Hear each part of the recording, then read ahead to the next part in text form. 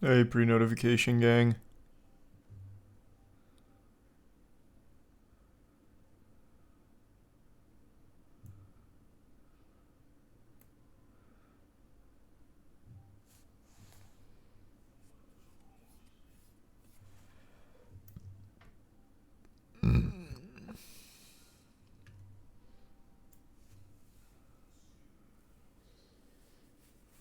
Yeah, Nintendo's on a bit of an L streak right now. No good.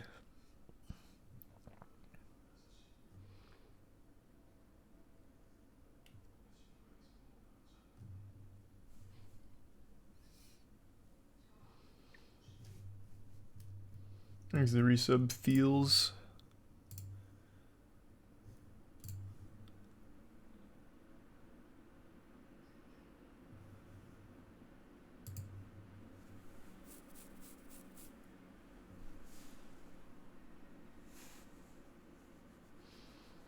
Did you hear about the Twilight TV show in the works? Yeah, that's incredible timing. That is actually incredible timing. Thanks the resub. Wayball, Purple, Mary, and Kai. And Pizza Man. And the tier 1 Gushing Granny.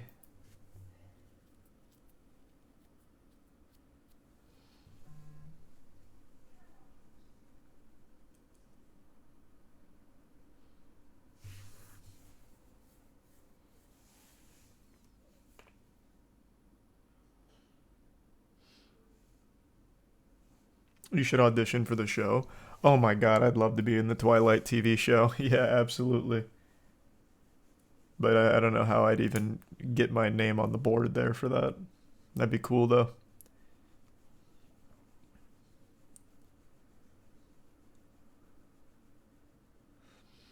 Thanks the resub. Angel, Pelican, Seabass, Captain, and Slice. See the RuneScape drama? Only caught the cliff notes. I haven't seen Oda's videos on it yet.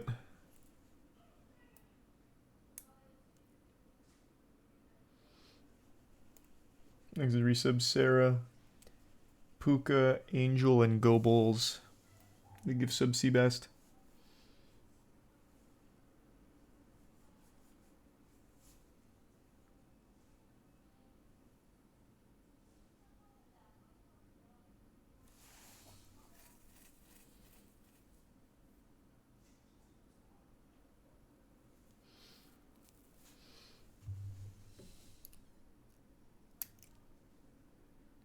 The new Fast X trailer came out today. Did it? They finally dropped it.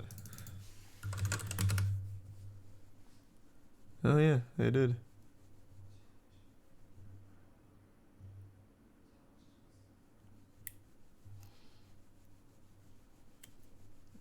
Thanks to the resub Static and the gift sub Gushing Granny and tier 1 Connor and Bits Chatty.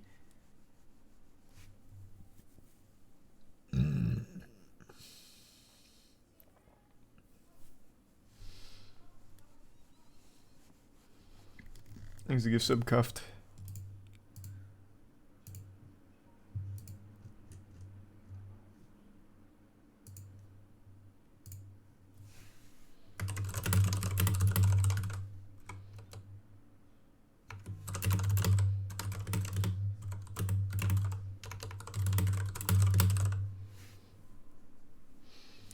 You hear about the FPS body cam game? Yeah, it's called Unrecorded, right?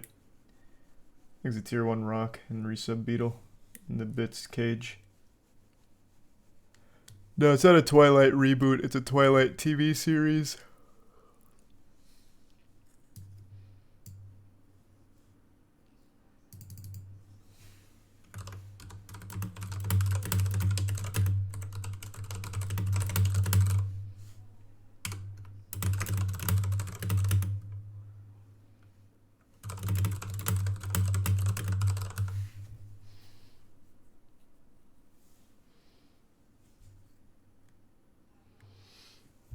Thanks to the resub Nix, Dean, Silrus, Tushiro, and the Prime, Jason.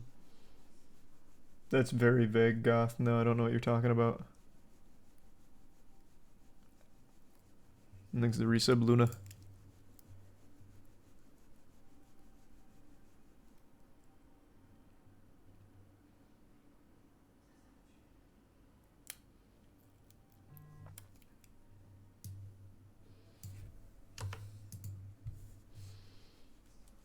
Thanks to resub, Spencer, Mystic, and Tall. Tyler the Great Warrior auction started an hour ago. Oh yeah, I saw. The bids are up to 80k, so I was way off. And no, I don't like analog horror at all. I find it very boring.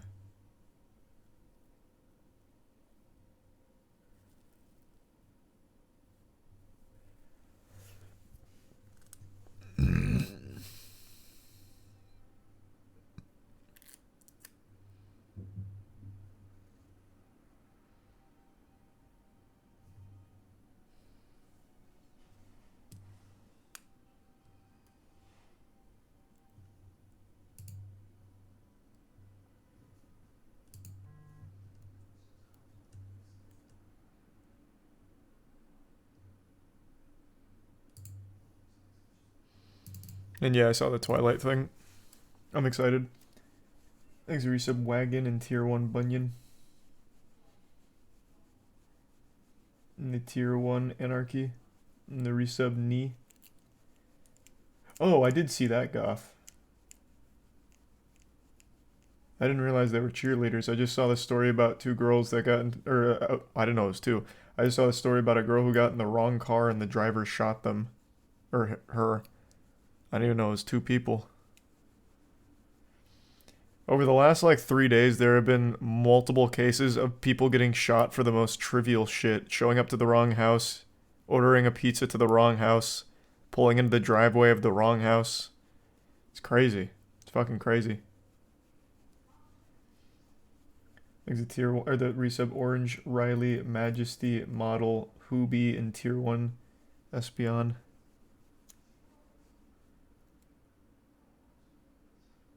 Calling someone an NPC. Well, it didn't get them shot, that got them stabbed.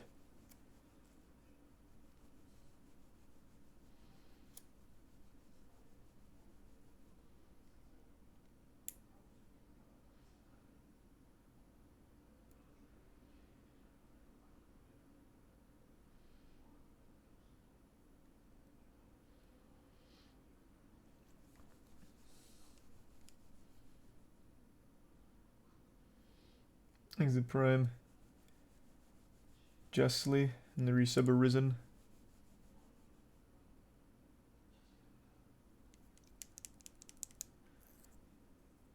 Oh, yeah. We talked about the Fox News lawsuit. I didn't see the settlement, but yeah, I did know that it concluded. Chat kept me up to date on it. So they had to pay out $775 million. Nice. That's big.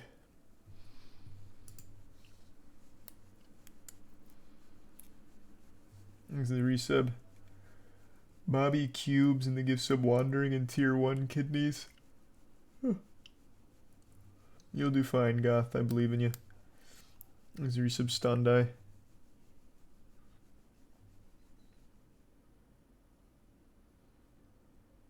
And tier 1 Alley and the Bits Snacks.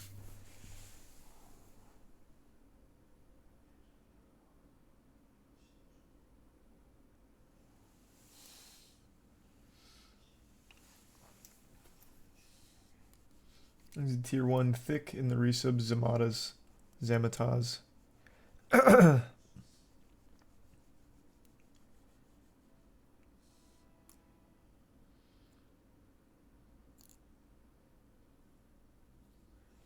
Hey Coder, yeah, I didn't know it was up to 100k, but I saw the Tyler the Great Warrior auction went live. It was at 80k last I checked, so I was way off. I really did not think it'd be going in like above 50k. But I was wrong.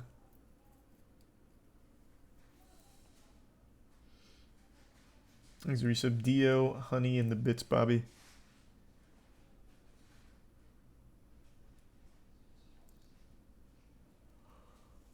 I think it'll hit a milli. No, there's no way it hits a million. I just don't believe that.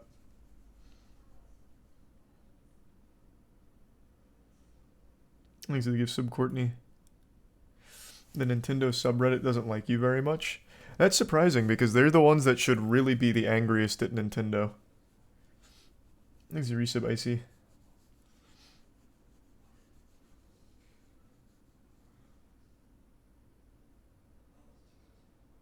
Thanks to the bits, Bunyan.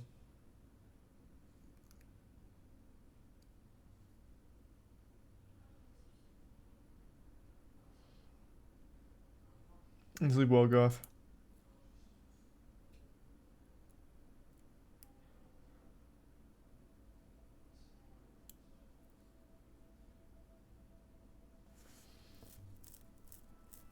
And thanks to the resub, Brojo. Nintendo fans are the biggest dick riders ever, though. Yeah, not really. I don't even see them support Nintendo for a lot of this really awful shit they do. Like, how do you support them taking 25 to 30% of a man's income for the rest of his life due to the hacking thing?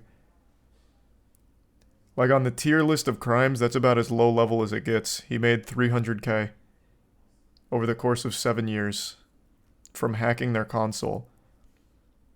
Nintendo wouldn't even open their eyes for 300k.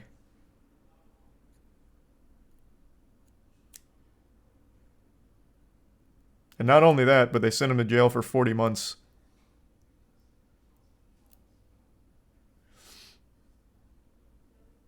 Thanks to resub, BB, and the Bits Gushing Granny, and Goth. I don't think I've ever actually been on the Nintendo subreddit.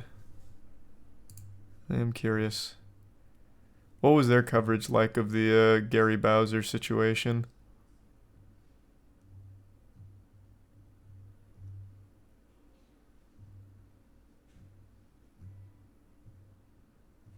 Because like I said, I can't imagine they'd support it.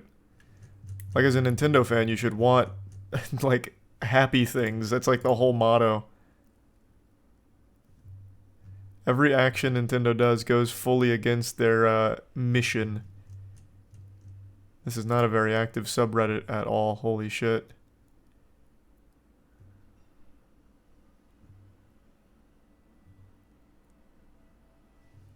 Oh, here we go. Yeah, they're not even celebrating this hacker thing. What are you talking about? I'm reading it right now.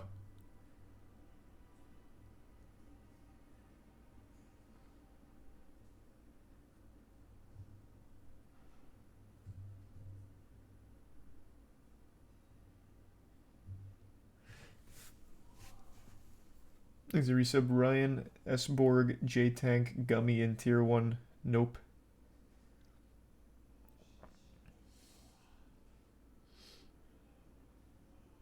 And Tier 1. Virtual. Check the post about you. Oh, there's a whole post about me? Why? Just because I talk about their big L's? The one from an hour ago? 3 days. Oh. Why did that not open up the comments? Oh, there we go.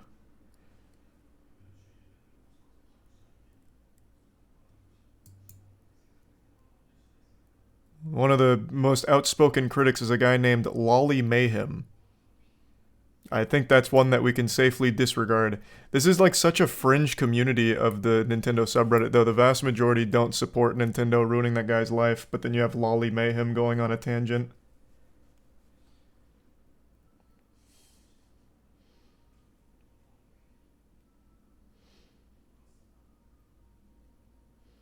Yeah, I put absolutely no stock. I don't think this is representative of the Nintendo subreddit's attitude around the hacker situation. Thanks to your sub, Overflow, Jane, and the Prime Prince link.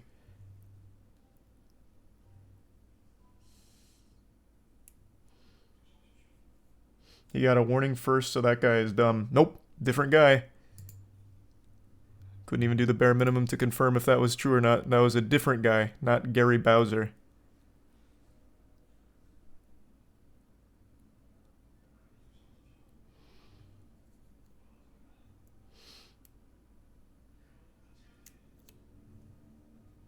I just looked that up, unless the source I read was wrong. No, here. I'll go back to it. The guy who got the warning and continued was one of the others from Team Executor, if I remember correctly here. Let me see if I can just go to my history and open the source. Here.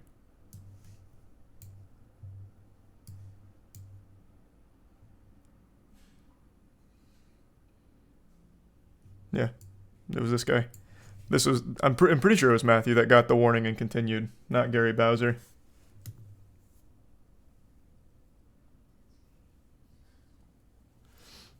At least this is the one that I saw.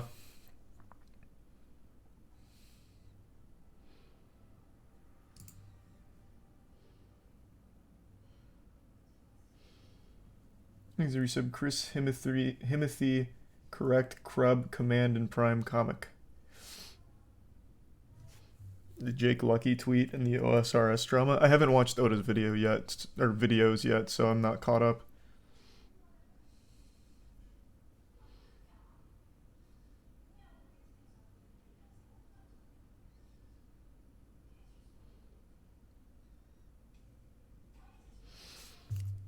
Did he talk about the fish tank live stuff? I haven't watched it yet, but I talked about it yesterday. I saw it went live, apparently popping off.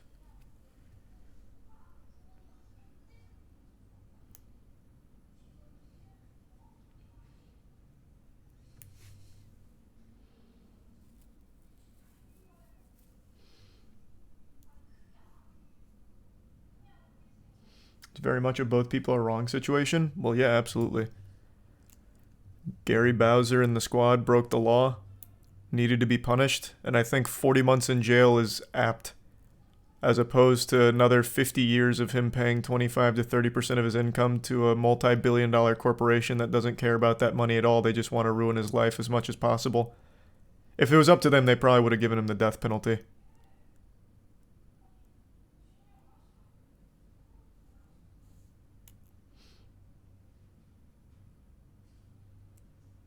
Thanks to Prime Roj, and the 5 gift subs Roj. Thank you for that.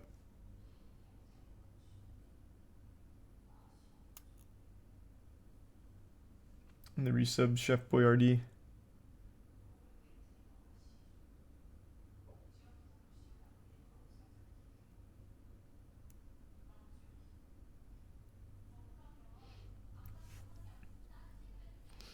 Nintendo is trying to send a message to not fuck with them.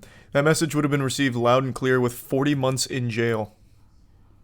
This was more than just sending a message. This was actually just trying to get this man to fucking kill himself, basically. Thanks to resub loser.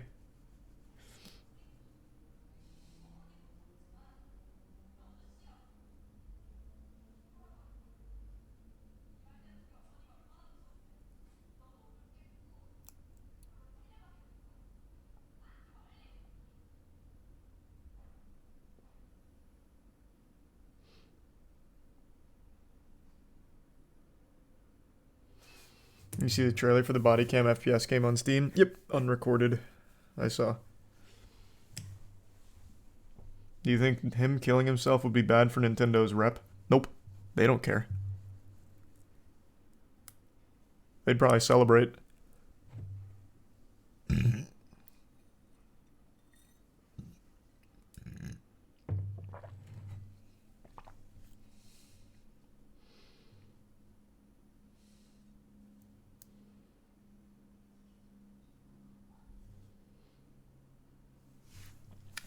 If he makes the average wage of 50K, at best he'd pay it off in the next millennia.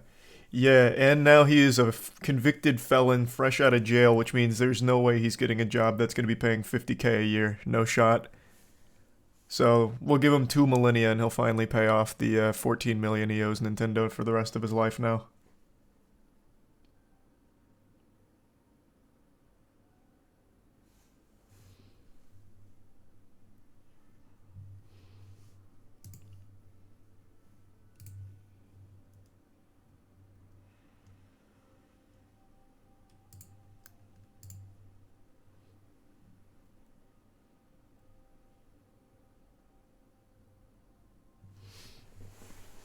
What did he do?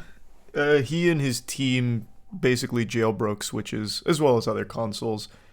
That was their big one, so they'd sell these hacks for money. 40 months in jail sounds about right for that crime. $14 million paid over the course every month for the rest of his life is excessive. Thanks to the bits bloop.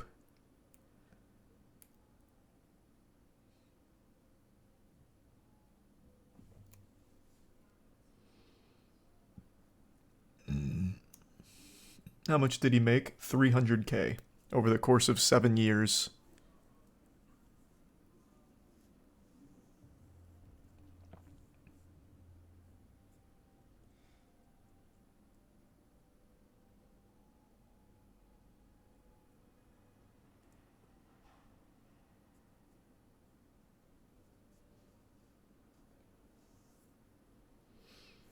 He's the resub Elliot.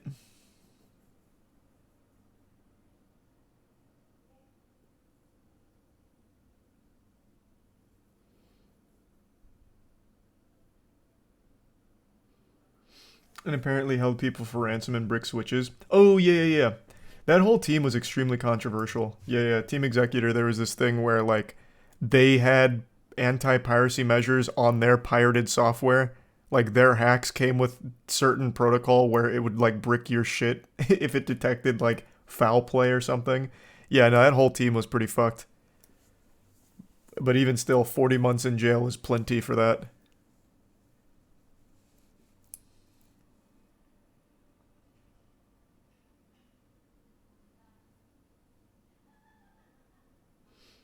Thanks to the resub Comet, Doom, and the gift sub Christmas tree.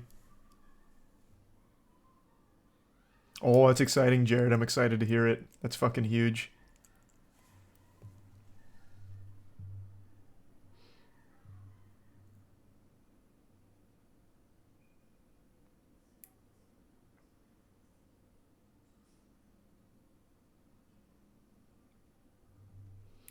Thanks to the resub, Steven.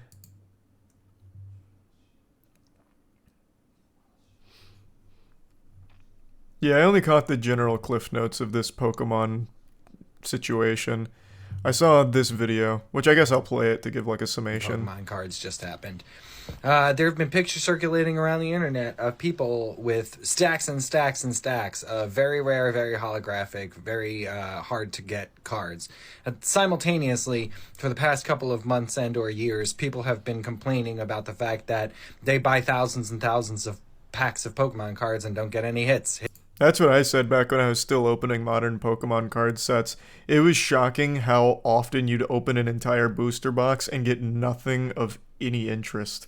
Just actual dog shit on top of dog shit. But I just always assumed that's like Pokemon pull rates. I didn't know there was any type of potential foul play. Hits are good cards, so they don't get any nice cards, and that's because apparently people who work at the company that prints Pokemon cards have been taking the good cards off the line and hiding them, saving them to then sell them bulk to people, and they got caught doing it because they're morons, and they go to a fucking local game store with 70 Umbreons, and that raises some red flags. Yeah, but they got away with it for a long time. It's not like they're that fucking stupid. Clearly they were able to get away with it for a pretty extended period of time. This is something that has allegedly been happening for quite a while. So it started with one picture, and now it's up to like 7 or 8 different pictures of just stacks of these holographic cards that, you know, people have spent a lot of money trying to get. And the whole thing about them is that, like, you know, if you want the rarest card in the set, like a Charizard, you're going to keep opening packs until you get a Charizard. But if every Charizard that goes across the line gets taken out, there's no Charizards to be had. And people will just keep buying packs. And that's bad. That's bad for the community. That's bad for individuals. That's really bad for the Pokemon company. That's really bad for this printing company. Y'all, I don't think anything like this has ever happened. I don't think you understand the gravity. I would wager a guess that this has happened before. Like, statistically, it absolutely has to have happened before. Since there's workers on the lines, assuming all of this is just a theory, but assuming all of this is accurate, I find it hard to believe that there wouldn't be some bad actors along the pipeline that just take some of the high chase cards for themselves. There has to be a way. Just skim it.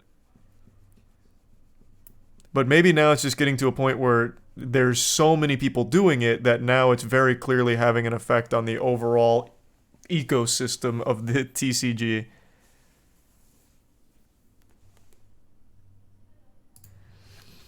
For like years now, this must have been happening. It goes far back, from what I can tell. And this is not. This is like the craziest thing that's ever happened. It's almost like when Logan Paul opened up that box of like first editions and it turned out to be fucking Popeye cards or something. G.I. Joe cards. This is kind of like that, but worse. Like imagine if you had a child who was really into Pokemon and all they wanted to do was complete their set or play the game, just fucking get cards so that they could actually play the game. And you spend money, your hard-earned money, on these expecting a result. And yes, you're not always going to get a card. You're not always going to get the card you want or the rarest card. Yeah, for sure. Yeah, you take it a chance. But they don't even exist in these packs for the most part. Like, they are so much rarer than they should be. That's fucking crazy. And, like, apparently they were all, like, cut really well, which means that they were really crisp and nice and not, like, damaged at all or whatever. So, like, the market is about to implode and everything is going to fall apart. And this is the craziest thing that's ever happened in trading cards. So that's kind of the general overview. Leading theory is the workers are swiping the cards off the line and selling them on the open market, like at local game shops and shit. Which is, like I said, very possible and shocking that it's not more commonplace, that this would be the first time that's happened. But that's kind of the situation in a nutshell. So these pictures started circulating where these people were taking in fucking crazy amounts of these cards. Like nobody, literally nobody, is going to have pulled all of this. There's an actual 0% chance. No game shop in all of America would have been able to pull this, even if they bought like a 200k inventory from Pokemon. They wouldn't have pulled all this. So this is clearly fresh from the fucking line. And apparently there's like 7 or 8 photos just like this of people trying to offload all of these cards.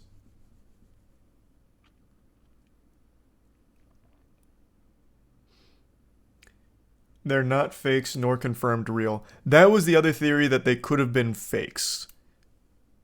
Like a big counterfeit, like a bootlegging of the cards. So you said they're not fakes nor confirmed authentic?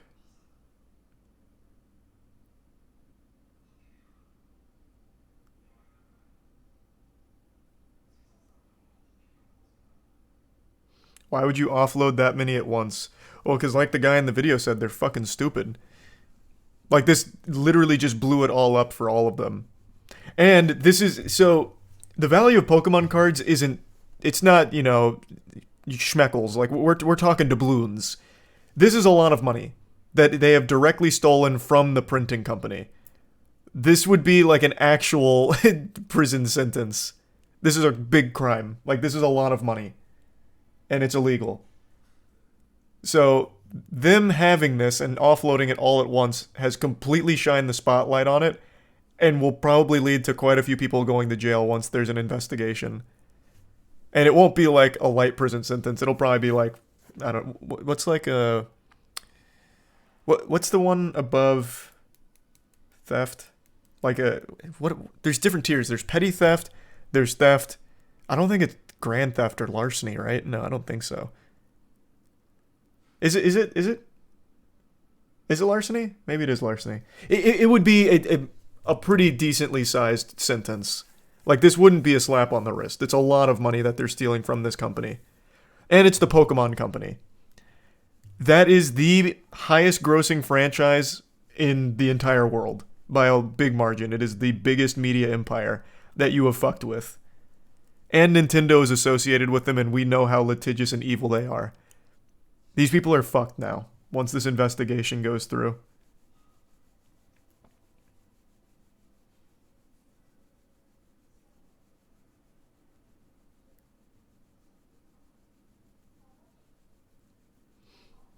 Thanks the resub God, Tree, and Skip in the Prime Wave.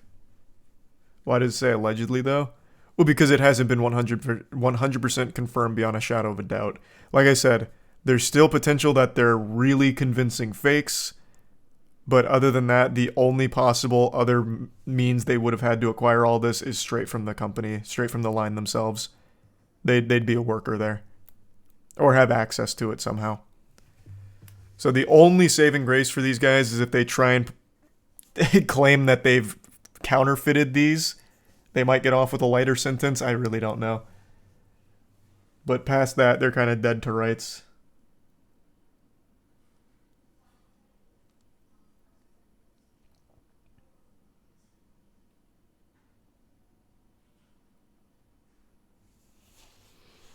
I'm assuming these are newer cards? Yes. And it's apparently been going on for a couple years now.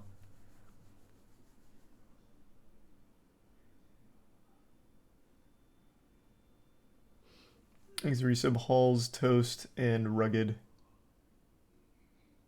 Yep, just made something on that earlier today, Beaches. What's illegal about it? Why do I need to explain it? Brother, you can't just steal the expensive cards from your job and then sell them yourself. Well, you can't steal them to begin with. That's already a crime, stealing. But then to turn around and sell them yourself, that's another added crime on top of that. Like, you can't do that. So some of these cards here, is this the one that has the Umbreon or the Sylveon? I don't remember, but one of the cards in this set, somewhere on this side, each one of these is $151, and they were trying to offload like 70 or 80 that you would never pull through just buying boxes. You would have to spend like $1 million on boxes to get that many.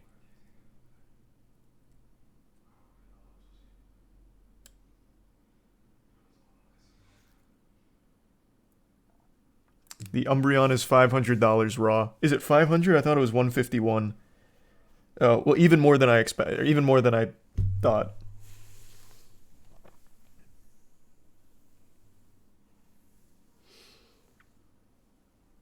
Thanks, Resub. Midnight, Worthwhile, Prosciutto, and Tier 1, Achilles. Imagine how much they've made in total. Yeah, I have no idea. It's so hard to know. Because this is just one actual smooth brain idiot that tried to offload his entire haul in one spot. But how many of them were just going to many different local game shops, selling a couple here and there over the course of these years? I really do wonder. It's gotta be a lot. It's gotta be.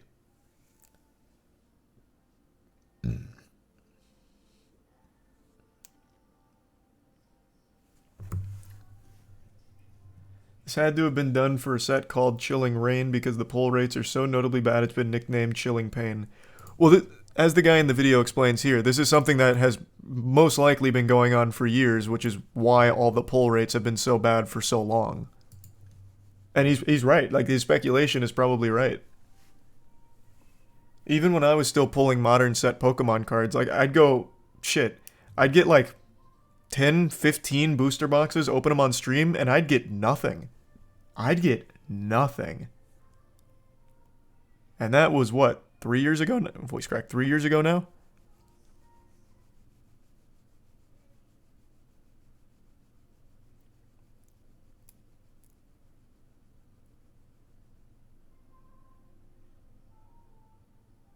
Just RNG.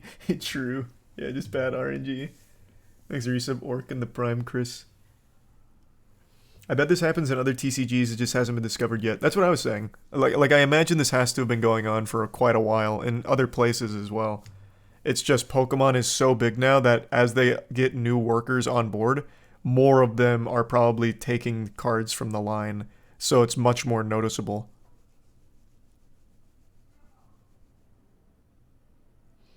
Thanks, a Prime Gold.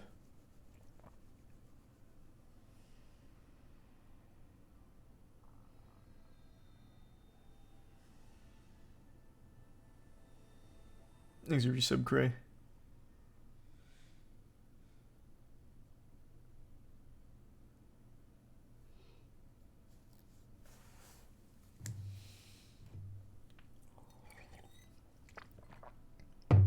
Wonder what kind of safety measures they have to stop this from happening.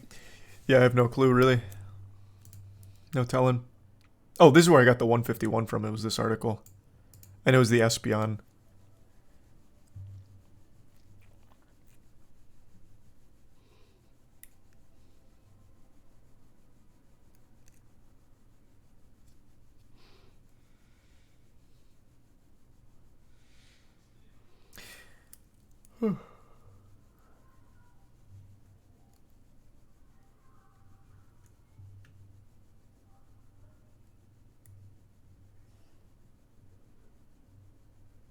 Very interesting, though. Very, very interesting.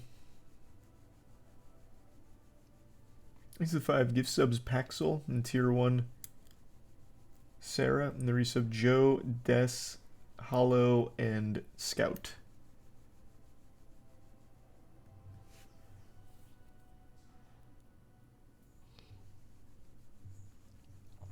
No, like we can watch the Oda videos in just a little bit.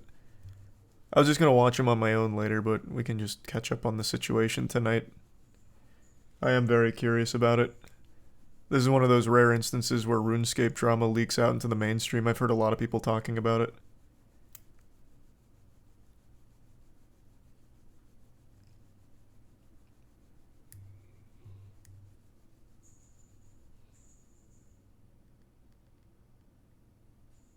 I work in a fruit processing factory and they have a shit ton of cameras. I would think that Pokemon factories would have more cameras. Well, they probably do. If I had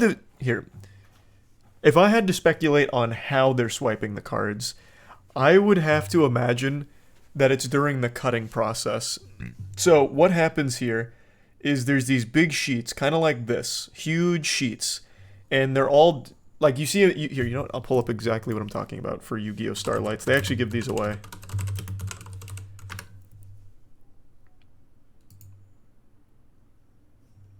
Okay, so here. If I had to guess, what's happening is these workers are getting here during this part of the process. The cards get put on a big sheet. These are all Starlight rares. They swipe the sheet and cut them themselves. That would be my guess on how they're doing it. Which would also explain like the incredible quantity that they have, as opposed to individually swiping each and every one after they're cut.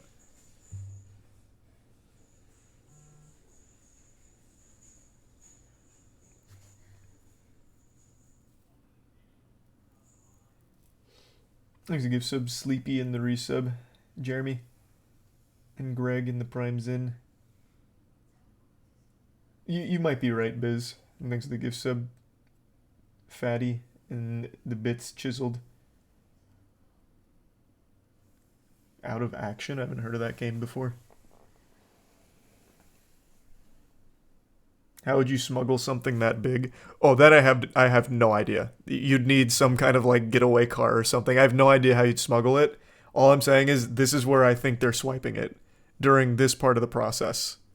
It's the only spot that I could see them even having a chance at getting this quantity of hyper rares.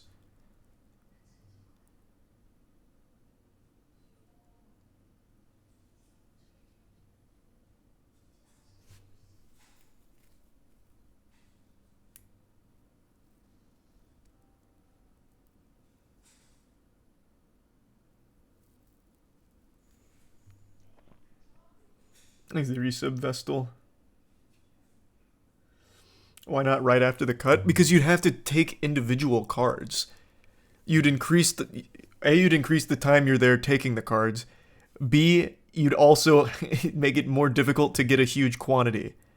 I feel like it'd just be harder. I could be wrong. Maybe they do wait till after they're cut. But I feel like if you take it during the sheet, you cut out an entire step, which gives you a little more time. Would be my guess. It's just my theory on how they do it.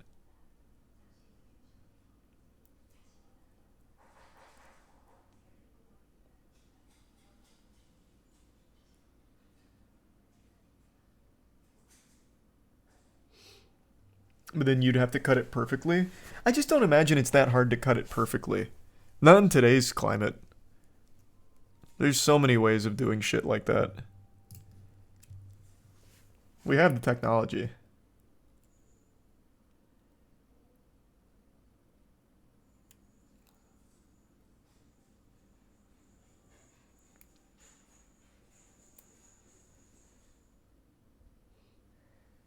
Thanks the resub Hall and the bits Aussie.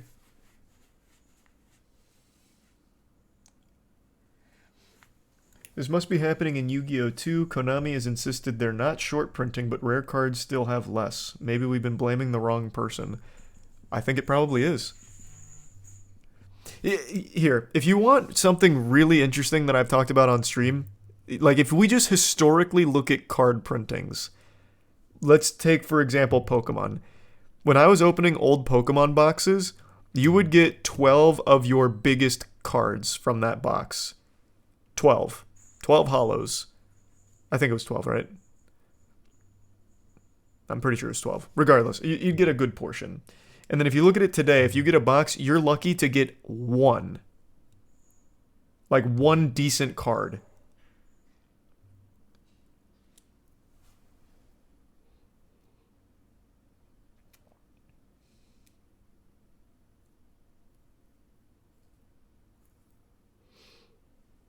Thanks, resub bread, wave, and slap. TCW, that card shop made a statement on Twitter or where? Oh, statement from TCW regarding the photo of stolen cards.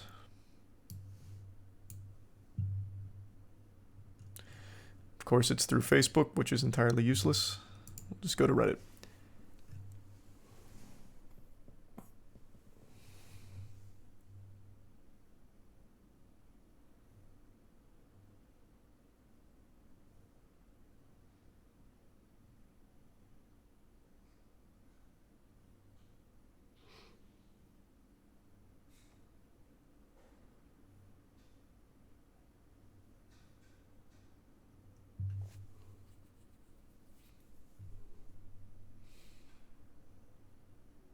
Okay, so it looks like they're actively investigating.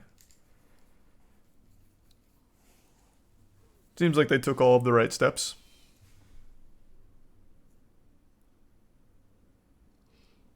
Happy birthday, Drip.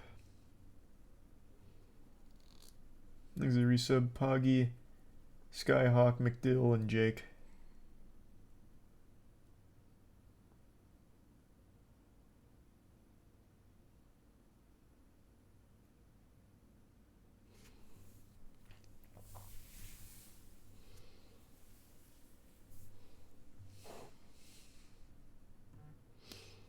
All rare cards are in the same sheet, so after they cut, they just take a bunch full of rare cards.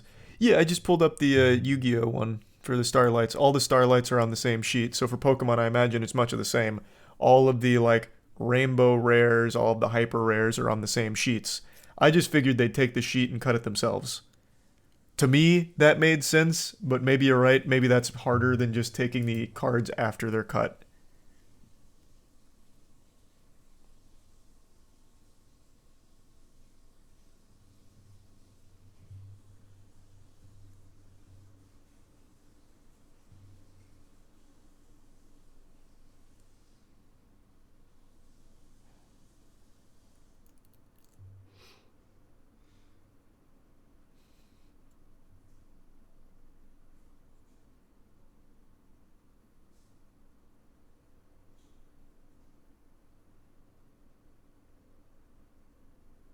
Damn.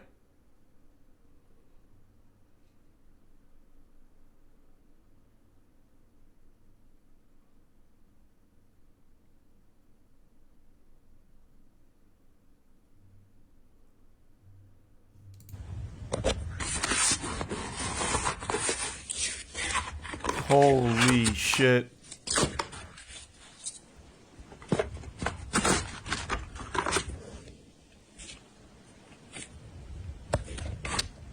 Why would you film this yourself? It is a crime. It is literally a crime. You're filming your own crimes. I will say one good thing that's come out of like this TikTok clout goblin culture is people actually film themselves committing crimes, which pretty often has led to them getting repercussions. Doesn't happen all the time, but it does happen sometimes. All that just to flex.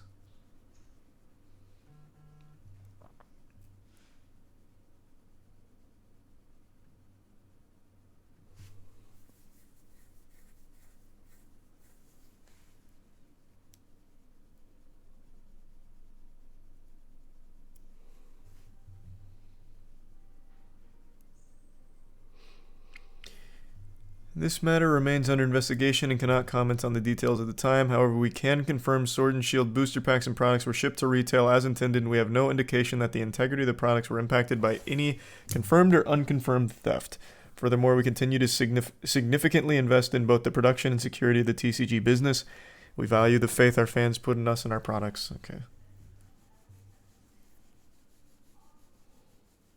Thanks, Resub Gundam, Quibi, and they give sub Sarah and the bits gravy.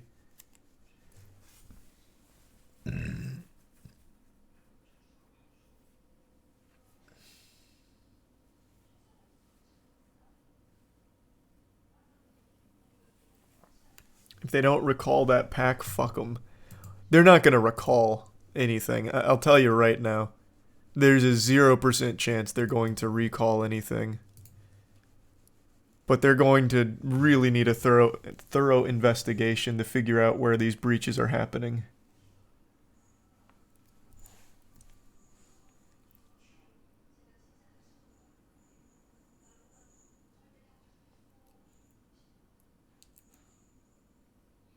Thanks, Resub Dev.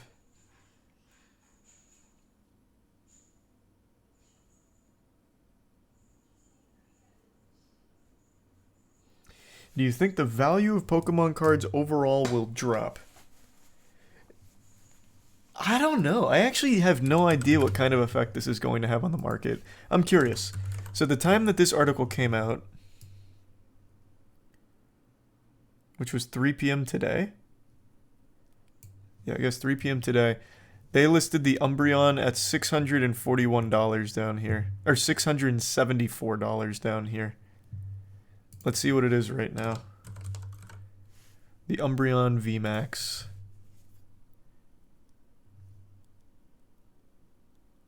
It's not even showing on TCG Player. Why not?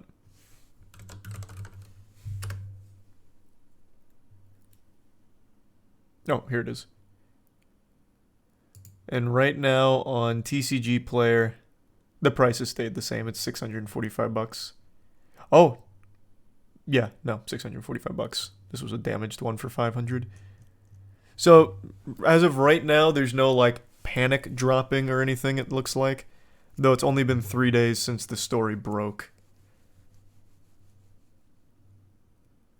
So I guess we'll just have to see.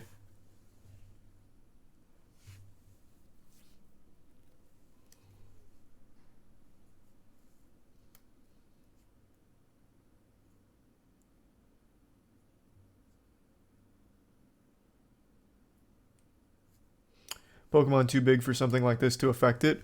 That's where you're wrong. See, like, that's what I would have normally thought. But I don't know.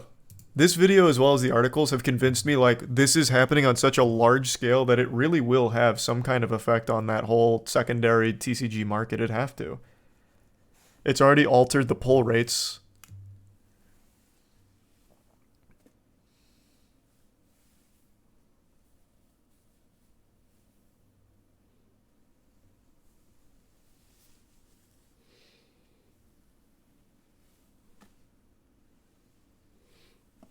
Pocus scam? Hey, for once this is not the Pokemon Company's fault. This is absolutely just greed from some workers somewhere along the pipeline.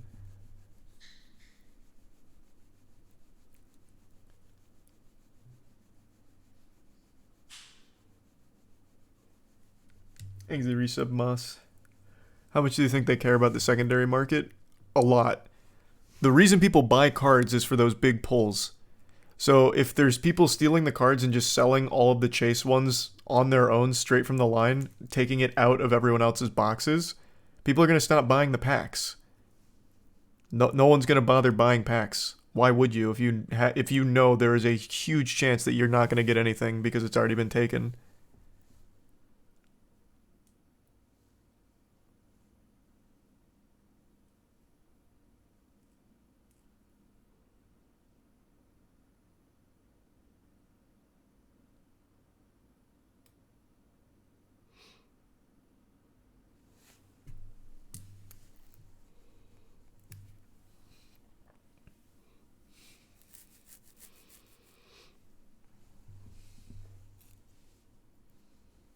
I think the resub stoned.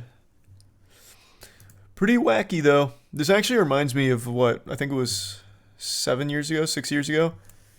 There was some problem with the Pokemon pipeline for, was it?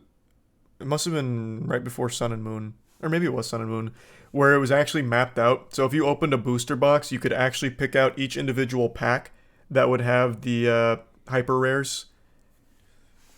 That had some kind of flaw with the way they packaged it. So you would count, I think it was every 3 packs left to right would have a hyper rare, something like that.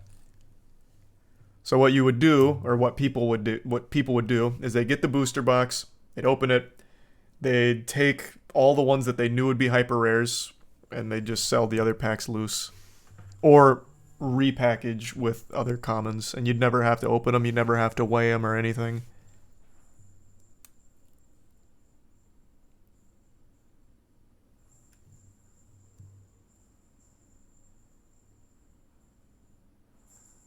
That was the Sun and Moon base set. Max Mofo made a video on it. Max Mofo did make a video on it. That's where I learned it from. That's right.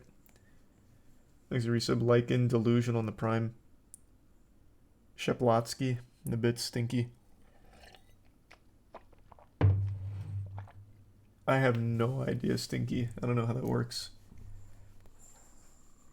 And hope it's going well, Corkscrew. Thanks for resub. Weedball.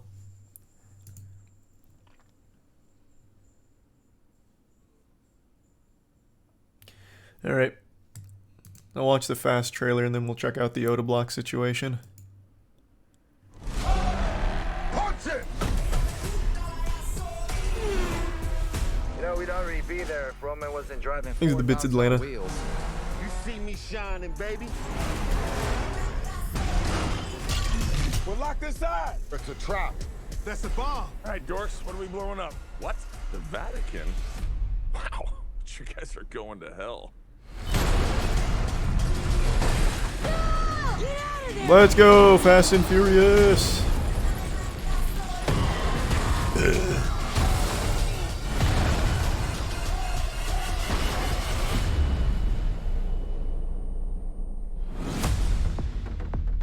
The great Dom Toretto. If you never would have gotten behind that wheel, I'd never be the man I am today. And now, I am the man who's going to break your That's still so fucking silly. I love it. By peace. The devil's coming.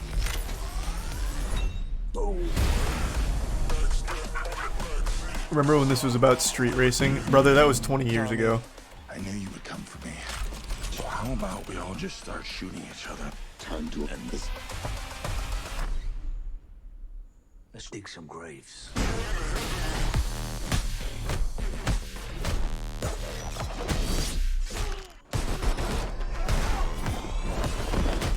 You are not to be trusted. Hey, you ain't on my Christmas list either. Cavalry's here. Man, I just don't even understand what this is all about anymore.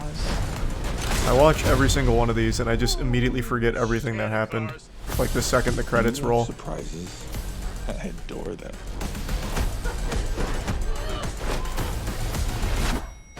I'd stay down if I was you. You'll need to hit me harder for that.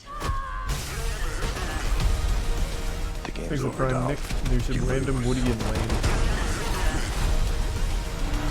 This is your last ride. Yeah, John Cena is Dom Toretto's brother. I remember that from the last movie.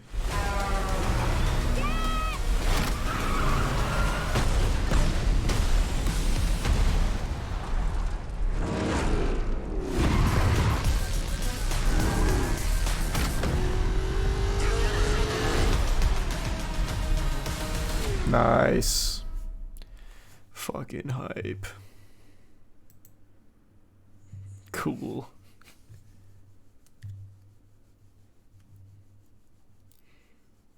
Now that's a movie. True. Thanks Prime Bailey and the resub Kenobi. And it's Corkscrew, Meal, and Jackson. Yep, we talked about that. Meal. There is a lot of silliness to that one. Thanks resub Cav.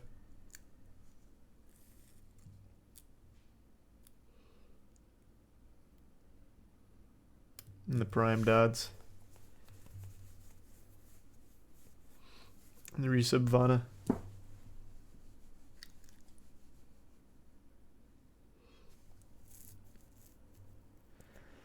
That was totally wicked. That was pretty wicked.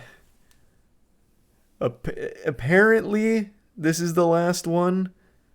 Or maybe it's Fast 11, I can't remember.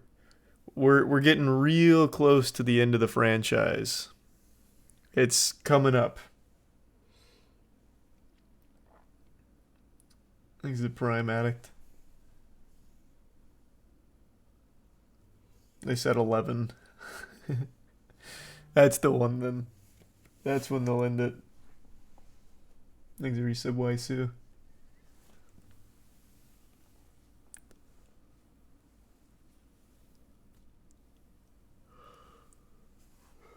No, I want him to start doing Triple X again. No, you don't. Don't you remember they did Triple X, what was it, 2017? Oh, wow. That was almost a fucking disaster. Wow. I'll do it up here, because there's absolutely going to be porn with that. I think it was 2018, The Return of Xander Cage. Okay, just porn, huge. What was it called? Is it Return of Xander Cage? It is. 2017.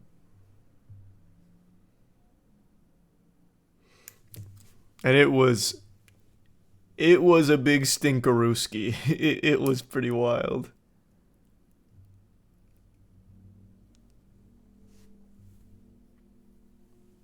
Thanks, resub. Mallory, Freaky, and Neil.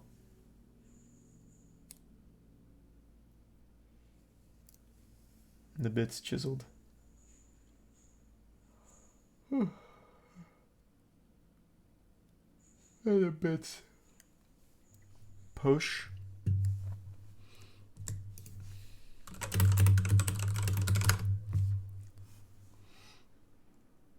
This.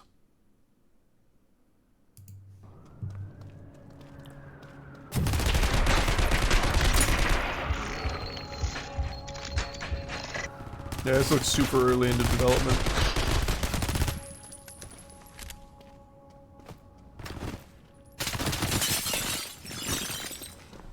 Movement looks cool.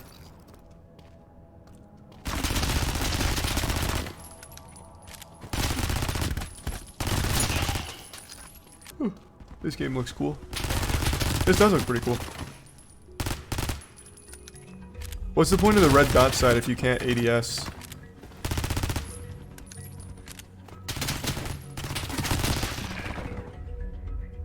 Thanks for 5 gift subs, Heffy, and tier 1 Mel, and Subfusion. Oh.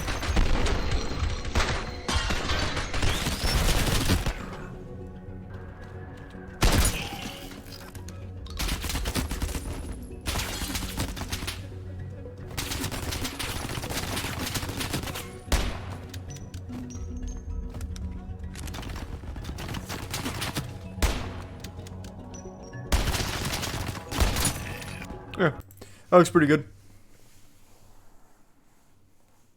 Easy resub, Bob Bill. Alright, let's check out what this drama is about.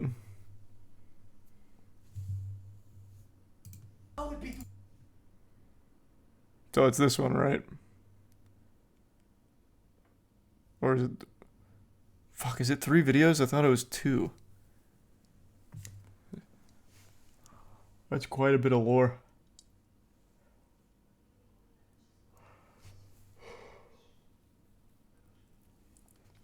No, it's just the last 2. Okay. I know the general basics from what I've seen on Twitter. So Odablock got his accounts permanently banned due to paid account sharing. And Odablock is saying that's a load of baloney. Apparently, he said, like, one of them, that would make sense if they wanted to ban him for it, but not the other one. And also it's something that a lot of people commonly do. And then it got really deep, so apparently Mod Trident, his name's come up a lot, and then someone named Stella. I don't exactly know what role they play in this. I'm assuming Mod Trident's the one that, like, escalated his case or banned him, would be my guess.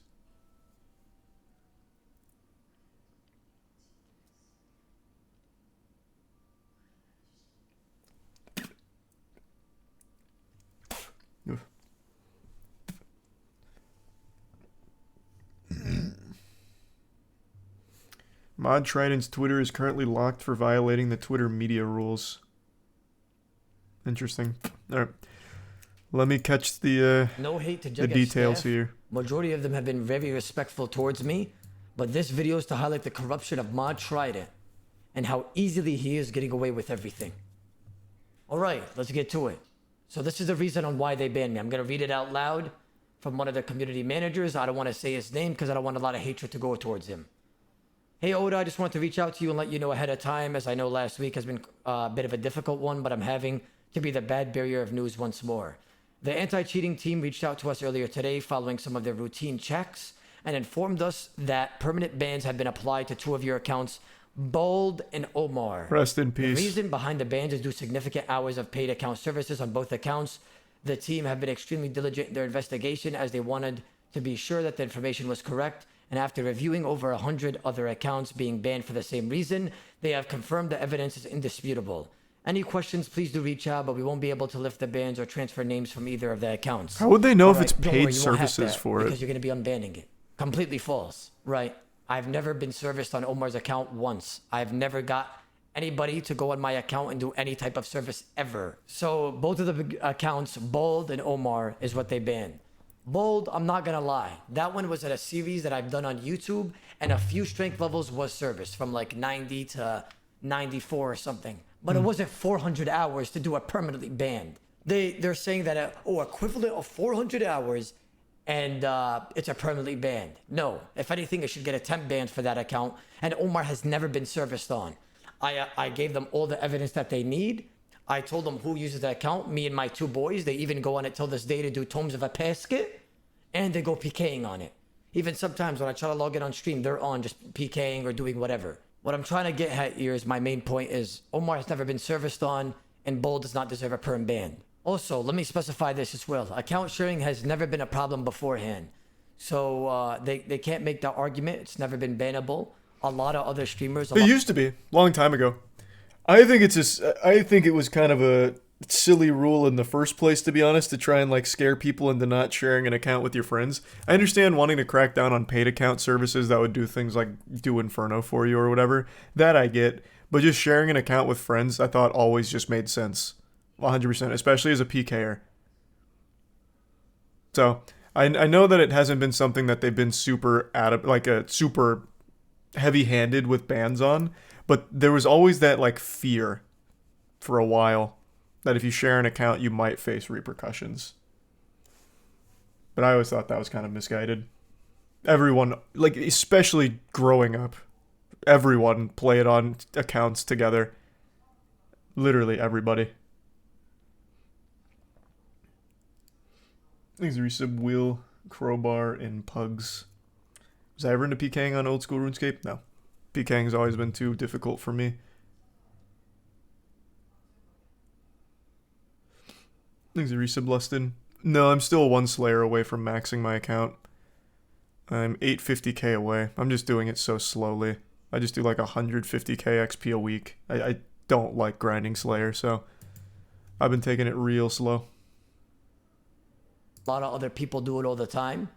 So if they try to cover this up somehow by Thanks, saying Resub account Saucy. sharing, it's not a thing. Regarding account sharing, You gonna do a where max you're not party? Yeah, necessarily I'll max selling party. a cape, but maybe you want to let a friend on your account to use it and get the cape for you or anything, and you're not necessarily charging for it. While account sharing is against the rules, we will not actively take action against players casually sharing accounts for the purposes of community or social activities where there is deemed to be no risk to the game integrity. And all parties involved have a mutual acceptance of the account being used in that way. I hit up Trident on Discord DMs, on the OSR's content creator Discord. Said, hey team, I'm going to be collecting bulk amounts of GP on Omar to pay for the ranks in my deathmatching CC. This way I could cover potential scams and giveaways for the CC. Please confirm I'm allowed to do this. If not, I will refund everyone who bought a rank in my CC. I'm pretty sure this is what Stella does and there hasn't been any problems. Thank you for your time. And I added Trident. He goes and replies. So and Stella's goes, name was "No just issues dropped with cold that on turkey our here. end. Who Thanks for is the heads Stella? up." Now that I have 30 bill on my account and I've collected ranks and, you know, I've been making my bank bigger on RuneScape, they want to ban me now, right? It's obvious what they're doing. It's obviously targeting me. And it's I've Trident's honestly girlfriend. opened the CC for you guys. I've been asked a lot from my community, hey, Odoblock, open a legit CC. Hey, Odoblock, open a trusted CC.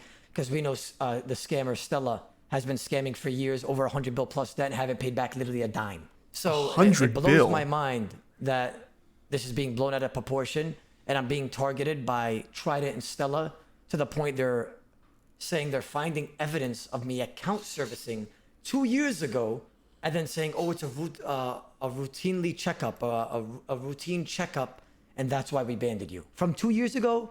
Like, the information is just not right, right? How can you say that you account serviced a couple of years ago, but you did a routine checkup, so you're banning me now? It makes no sense, right? Let me elaborate on the targeting of the bans, right? I feel like this is a confusing part, and people are wondering why it's targeting. So the reason why it's targeting is because now I'm competition to Stella CC, right? And there's, you know, we have evidence that Stella and Trident are... Are you still dating a J-Mod? Trident? Yeah. And in cahoots with one another. Okay. And the reason why being so... Okay. Interesting.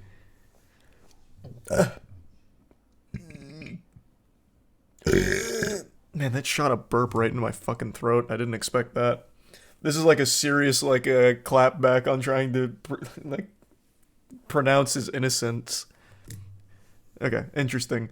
For those that don't know, deathmatching, since the Sand Casino is taken out of RuneScape, deathmatching is kind of what's taken its place. So if you remember the Sand Casino, the old Al-Kharid dueling arena for staking, that's gone, so now people do deathmatching. So they have like these entire clan chats set up for deathmatching each other for big chunks of GP. No, I don't really see how it'd be competition, right?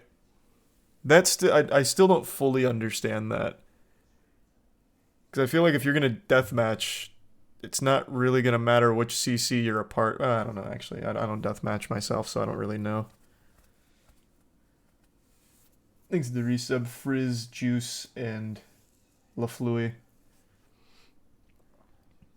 Why was Duel Arena removed? Because it was actually, like, the most degenerate thing you could do in RuneScape. It was just full-blown gambling.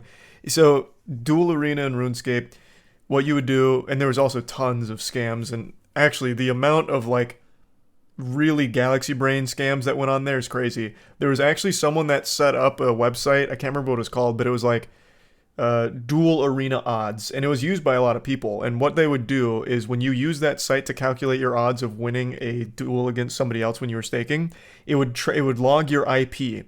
And then when you were logged in on RuneScape, it would take your, like, these IPs, like this big repository of IPs, and it try and match them to the player. So that way, when you tried to stake against the person who had access to that on that website, it would then take that IP, and I can't remember, it wasn't a DDoS, but it would do something so that way you wouldn't have PID. PID is huge in staking, or was huge in staking, where you'd get, like, first hit, right? So what they would do is they'd send some kind of packet where it would, like, freeze you for, like, a split second so that way you wouldn't get PID. I'm so foggy on these details now because it's been years. But it was so intricate.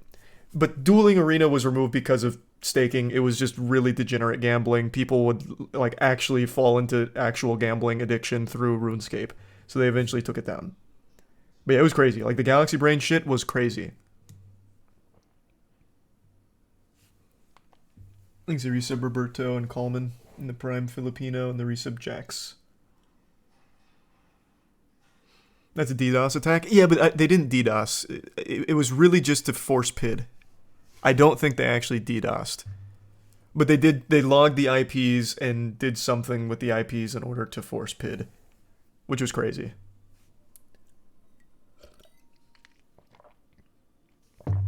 And in cahoots with one another. And the reason why I'm being so serious is because this is unfair. You know, I have people around me in my circle that are getting banned. Mother Rucker, I have a friend. I don't want to name names here, but he even got banned on his hardcore for RWT. And a lot of other friends that are being targeted just because they're around me. And they're being banned and such. And I do believe it's Stella telling Trident. Okay? And he's just finding random stuff to dig upon and then banning the people close to me and also myself. My friend was also banned at the exact moment that they DM'd me about my band. And they've all been banned around the same time as me. That's very weird. Extremely weird. And I think you guys could confirm. It's obviously targeted. It's obviously because I'm competition against Stella and her CC's dying. So she's just trying to get me out or trying to destroy the CC, and that's fine. But you're just not going to get away with it, right? I'm pretty sure they thought we were going to just brush this under the rug and be like, let's make a new account. No, because if I didn't do anything wrong, I'm going to stand for what I believe in, and I'm going to sit there and be like, yo, boys, they're screwing with us. You know, I find me and my community very close, very solid. I love my community loves me. I'm not just going to let this brush by. There has been times in the past where I've RWT'd, on multiple accounts, and I've gotten banned on every single one. And, you know, my brother would come in, yo, oh, you rucked up, don't even say anything, move on. You know, just tell the boys you RWT'd and you got banned. Some of you guys would laugh it off. Some of you guys would be like, damn, oh, come on now. But what I'm trying to say is I'm not going to accept this one because I've never serviced on my account. I've never did any sort of account servicing on my account on Omar. And it's just, it blows my mind that they're making stuff up in order to ban me from my plus 30 bill plus bank and try to destroy the competition because I opened the CC with death matching. Just not going to happen. And what blows my mind as well is remember that hardcore I made a series on, the Survivor account? I've admittedly openly to all the servicing I did to that account. All the people that went on her, Carlitos, Juan, Valeria. I know them, okay? I know them. And I've admitted to all the servicing on that account, and to this day, that account is still not banned. But now you find somehow account servicing from 2 years ago on Omar, and you're claiming that I've account serviced, and you're gonna just give me a perm ban immediately and perm ban all my accounts that is connected to my IP. That's insane. Now let's talk about. It feels like there has to be something more to it than that. I can't imagine like one mod has this kind of power, and especially not for a reason as simple as this guy's competition for my girlfriend's clan chat. Like there's got to be something more to it here. There's no fucking way. It's got to be something like on a personal level with the mods having a problem or something. I just find that hard to believe that they'd go this hard for one of the mods' girlfriends having a competing clan chat. That just doesn't compute. Thanks a Prime Rin and the resub quiz, Chris and Sui, and the tier 1 chiseled.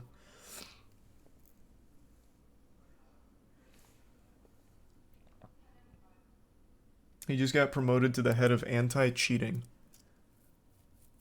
Yeah, but even still, I just feel like even at that level of seniority, I feel like you're not going to be able to just make decisions willy-nilly at a company like Jagex without someone going through and checking. Or maybe I'm fucking stupid. They also had Mod Jed, who was literally working with Rot. So maybe they just don't have any of that in place. I'm not really sure. It just doesn't make any sense to me.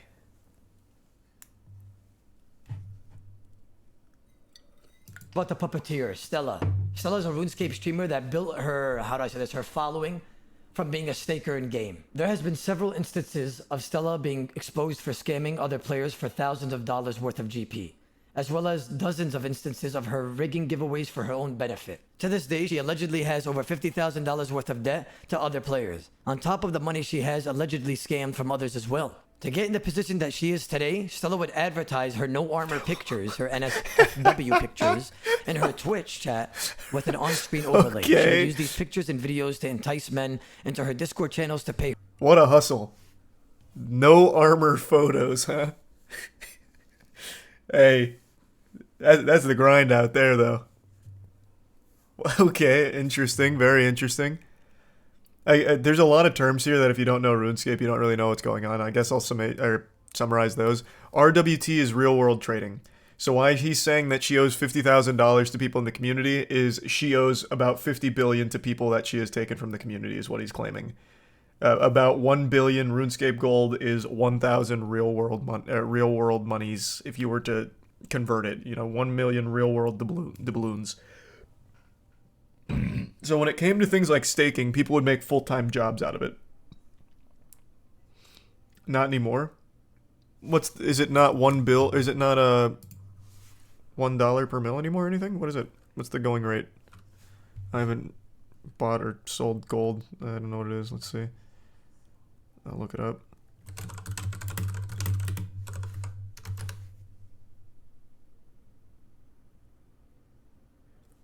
Okay, so the price is it's even cheaper now. I thought it was 1 bill 1,000, basically 1 to 1. It's not. Okay. So then she owes closer to like 100 bill.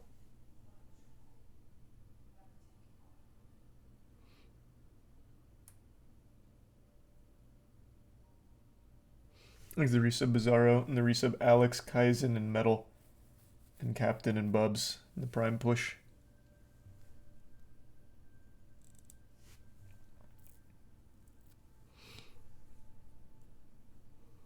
So there are people that use RuneScape as like an actual full-time job to farm gold and sell it on these services, because these services buy and sell gold from players, or they do it themselves like through bot farms or something. But that's what a lot of people do. So that's what RWT is, and they have to crack down on it very hard. What is CC? Clan chat. So in RuneScape, you can start clans, and it's a CC. So you invite people in, they get to communicate in the clan chat and organize things through that. So like deathmatching CC, people go in there for the same mutual interest of deathmatching other players. So they sign up to the, I guess, either Oda or Stella's CC, and they deathmatch through that, find each other. So it's like a guild. Basically just a guild.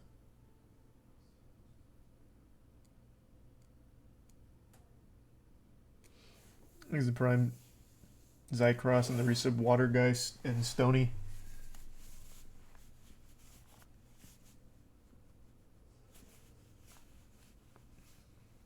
What do bikini photos mean in RuneScape terms? Well, they weren't even bikini photos. That was like full armor off based on that photo right there. That wasn't even bikini photos. This is like lighter stuff. She's in light armor on this one.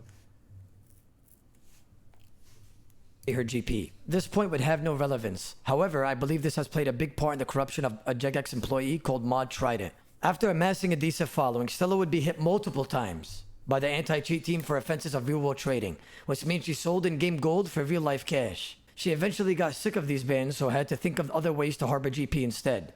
This birthed the creation of her Discord channel that organized death matches in RuneScape. She would charge people hundreds of dollars worth of GP to join this Discord and get a rank, which aimed to prove trustability among players. And this is where her puppet comes in. The puppet, Mod Trident. Mod Trident is a Jagex employee who's essentially Stella's doggy. He will ban players at Stella's command as and when she decides. Stella came out publicly and stated that herself and Trident are dating, so you could understand why there may be some corruption in Trident's decisions when it comes to banning. If you so even win a death match against Stella, let's say you go on a streak and you win a couple of bills off Stella, she will command Trident to ban that player afterwards as well. Seen it happen too many times. Trident also stated that... That's something that he really should have provided proof for. That would have been super strong. I don't doubt the claim, because that absolutely sounds like a big conflict of interest to have the fucking head of your anti-cheating mod team also be dating someone who's actively engaged in a really shady niche of that game. But that would have been really strong if Oda had played like a clip or proof of like Mod Trident banning people that have deathmatched Stella. It's in the second video? Okay. Then he does address it in the later one. Like I said, I'm just catching up on it right now. So we'll see. CC, and whoever is a deathmatching CC has to follow certain rules. There will be no such bots, for example, kick bots. Unfortunately, or should I say fortunately for Stella, the CC has been recorded to have such bots. Therefore, by the terms of service made by Mod Trident, it cannot exist. But obviously, this was swept under the rug. I knew this was going to happen, right? I knew that...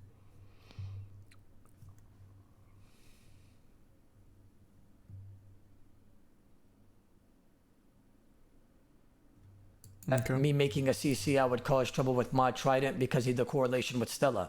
I didn't think I would be permanently banned on all my accounts for random assumptions and allegedly me doing this or that. I didn't know he would go that far and he's that much of Stella's doggy, but unfortunately I was wrong. I don't know if maybe Mod Trident and Stella are selling gold on the low. I don't know what's happening. I don't know what they're doing. I don't know why Trident is backing Stella so much when she's a known scammer and has been scamming for years. And everybody in the Twitch section knows how much of a scammer she is. There's been hundreds of videos made about her and her scams. There's been a lot of content creators that have been talking about this as well. Even some even made videos about it. I know ChemQ, Pure Spam, and a few other people that have been talking about this corruption. And it seems that it's just been all brushed under the rug. If anything, he got promoted to like senior anti-cheating robot. I don't even know what the hell you want to call it, but you know what I mean. Another rule that Mod Trident stated in the deathmatching CCs, if anybody sold gold, they're obviously going to be banned. Stella has been known for selling gold for years. That's the only reason why she plays RuneScape. She doesn't play RuneScape because she enjoys it, or she makes content on it, or she likes to fletch logs, or even do herb lore, okay? She literally plays this game solely for IRL money. It's so obvious. She deathmatches 24/7, buys and sells gold on the fly. And the reason why she's protected and she has that shield is because of Trident. Stella has banned over maybe tens, 50s, or even hundreds, or even thousands of people. I've gotten messaged by a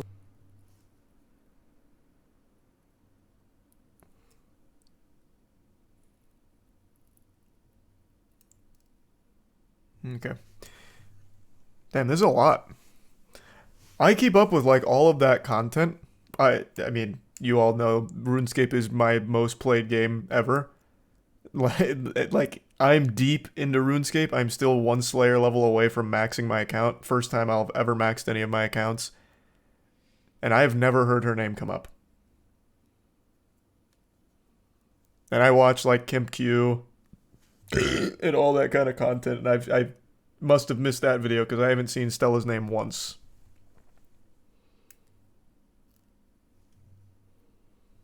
Thanks to the resub Tiberius and Hero and Cobra. a lot of my viewers. But you don't deathmatch. That's true. Maybe because I don't deathmatch, I kind of stayed out of that pocket, so I never even heard about it. That's very possible, yeah. A lot of other communities viewers, people all around PMing me, Oda, use this, Oda, use that, Oda, can you show this, Oda, can you talk to the JMod? I've gotten people PMing me all the time about this corruption, right? About Stella banned me after winning me a death match, or Stella banned me and she told me that she would get me banned and I was banned the next day. People scammed, probably in her CC, but with one message to try to instantly ban, boom.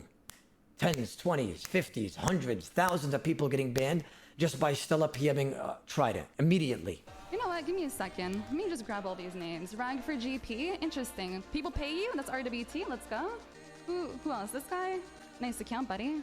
I hope you don't RWT. It'd be a shame.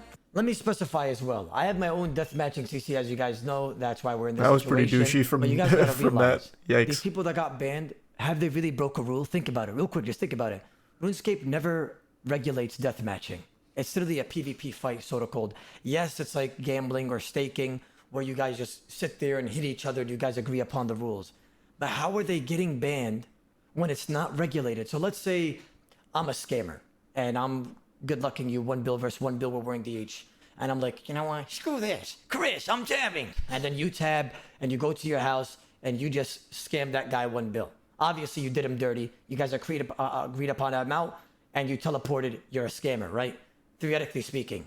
But RuneScape doesn't regulate these rules. They don't even, let's be honest, they probably don't even want deathmatching. They never regulated it. Well, they don't. So how is Mod trying to... Well, straight up, I remember after they removed the Sand Casino, I'm pretty sure in one of their Q&As, they literally mentioned that they don't like deathmatching, like 100%. We don't even need to speculate there, Oda. They legitimately don't like it, like at all. Gonna go out of his way, because Stella shot him a PM and said, hey, this guy just scammed a 1 bill deathmatch and then permanently banned that guy immediately. This doesn't make any sense. Scamming a deathmatch is not against RuneScape's term of service.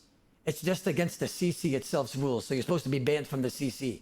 How is Trident banning random people for scamming in a deathmatch when RuneScape is not even regulating it? This means that Mod Trident has created his own rule and enforced a ban upon a player run game of chance. Mod Trident would also ban any competitors to Stella CC. So let's say you're a deathmatching CC and a lot of people know you and you're trusted.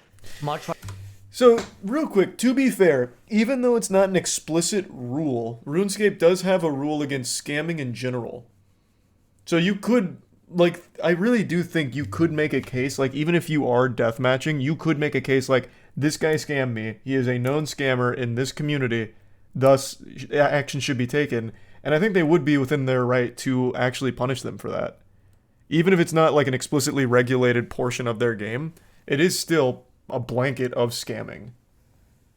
Though clearly the way it's implemented here is more power tripping than actually looking out for the health of the community or whatever. But I feel like you could do that, and it would still fit well in line with their terms of service.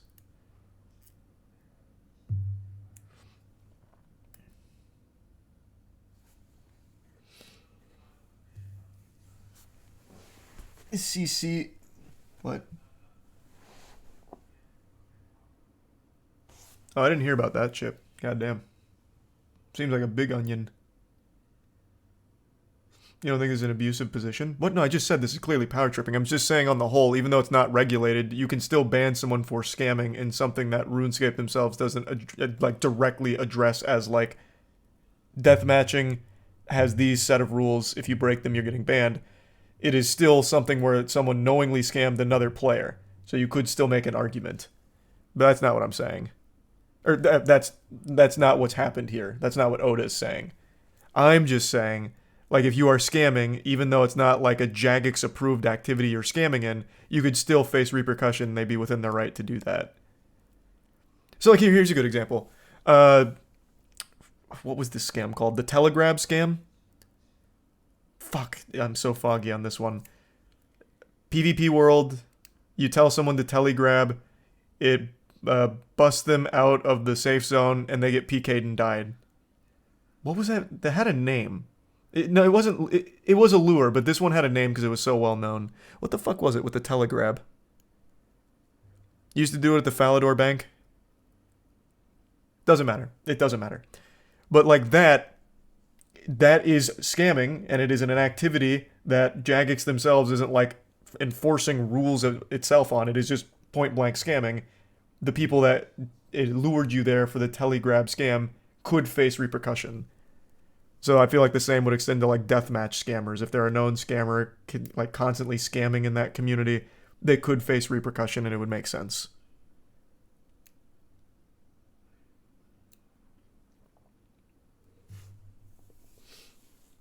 No, that's what I'm saying. What's happening here is clearly an abuse of power, at least from everything I'm seeing so far from this video. Assuming it's all accurate, that would be an abuse of power and a big conflict of interest, having the head of the anti-cheat team dating a person who's already engaging in shady behavior. That is a problem. I'm just saying, like, the whole notion of Jagex shouldn't be enforcing, like, scamming protocol on things that they don't directly give a blessing to is a little not accurate to the way things work in the game. Thanks the bits Arrow and Herd and Tier 1 Ralph. And the resub Scour. They give sub hell. Trident would completely destroy their CC. There's been proof of it, and he only wants Stilla's CC to be open. Thus why even banning me. When Trident sent those PMs out, Stella was actively real world trading and not getting banned. She was running her new CC on her main account that she was real world trading on. Trident kept banning the EDM CCs that were made. He banned all CCs, just leaving Stella CC open for people to join from there, for her to get a big advantage in the DMing scenery. The reason why that I'm getting perm banned and all this things that are happening and this whole operation is being blown out of proportion is because obviously I have such a big community and everybody trusts me, and they had to do something. They had to find something on me or make something up in order for me to get perm banned and try to tear down the CC as much as possible. See, in this video, it's showcasing of Stella RWT. Now let me specify. I never gave a crap if anybody roll trades or has their own hustle or makes bread on the side or do whatever. But when you come at my neck and you permanently ban me for something I didn't do on all of my accounts, not even give me a warning, I wouldn't even take a warning because I didn't do anything, right? But when you come at my neck and you try to permanently ban me and ruin my CC and try to turn me down for no reason, then I'm sorry, I'm gonna have to retaliate and make you look like a fool. So this is her real world trading. You can literally see her Discord ID. That's why the guy was clicking on it. He pastes it, and it's obviously her, and he shows every information that you need in order to prove that it's her. I've been making RuneScape content on YouTube for 5 years. You know, the YouTube community probably doesn't even know this much, but RuneScape has always treated me like doggy. Let's just be honest here. I don't know if you guys know that, but whoever came to my stream, I've spoke about it there. They don't even follow me on Twitter, and they follow 50 viewers. What the fuck am I looking at here? What are these messages? They've sent like 15,000 messages here without a single response. So is this a real world trader? It must be. Or, wait, what? Who, why am I not understanding? Oh, she deleted all of her messages. Oh. Ah. I forgot you can do that on Discord. Streamers, and I'm literally one of their biggest or the biggest RuneScape streamer. Well, Until this day, they don't if I just follow me. waited a That's little fine. bit I'm not longer, I hurt would by have that. understood. It's just I really feel like they're targeting me, And when you come at my neck and you guys are permanently banning me for something I didn't do, I'm going to have to retaliate and show this all this evidence and information that is provided by the community to get it through you guys' heads that like, yo, this is not right. Now, after what you guys watching the video, you guys probably know that yes, she did end up getting banned. And like I said, boys, I don't care. Whoever RWTs or breaks rules has nothing to do with me. Make your money. I don't care. But that's not the point here. The point is that there's a lot of corruption going on. I'm going to get to the bottom of it because you guys came at my neck first. So let's say you join my CC and you don't join Stella's. And if Stella could somehow talk to you, PM you, or Discord DM you, she'll go ahead and PM you and threaten you with anti-cheat system.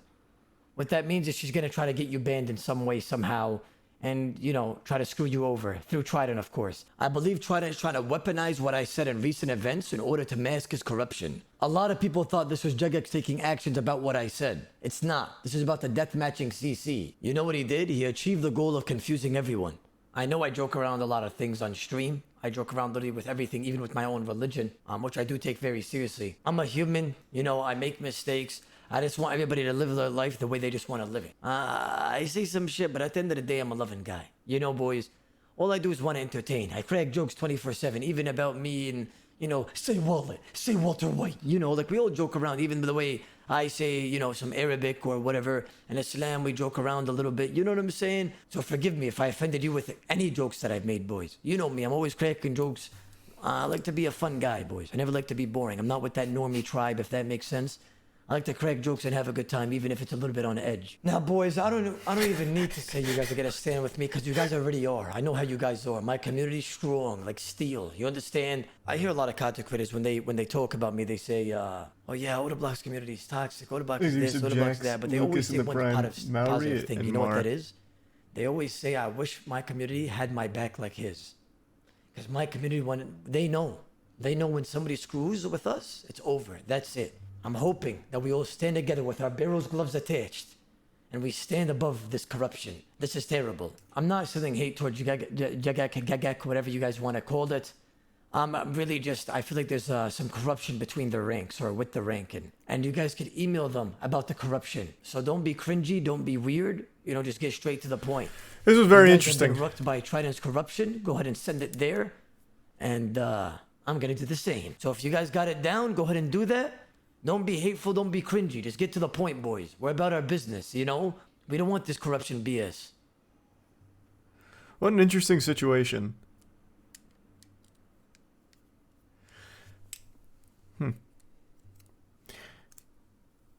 This is like the only case I can think of where someone on the development team with a position of power like this was actively dating someone who was in a position where they were engaging in already shady behavior and then exploiting it, potentially, assuming it's all accurate. That is wild. That is such an interesting conflict.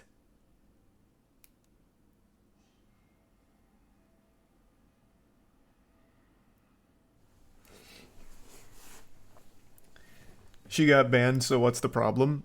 Well, he's still banned, and he is arguing that the ban is unjustified. So, in retaliation, he's trying to prove his innocence while also exposing what he believes to be corruption. And he's making a pretty strong case of corruption, I'll tell you that much. I don't know about his accounts. I don't fucking work for Jagex. It is weird that they'd hit not only his accounts, but his friends' accounts all within the same, like, hour, same day. That seems very fucking targeted. And with this relationship between the head of their anti-cheating team and a player in a rival gang, that's very fishy. Thanks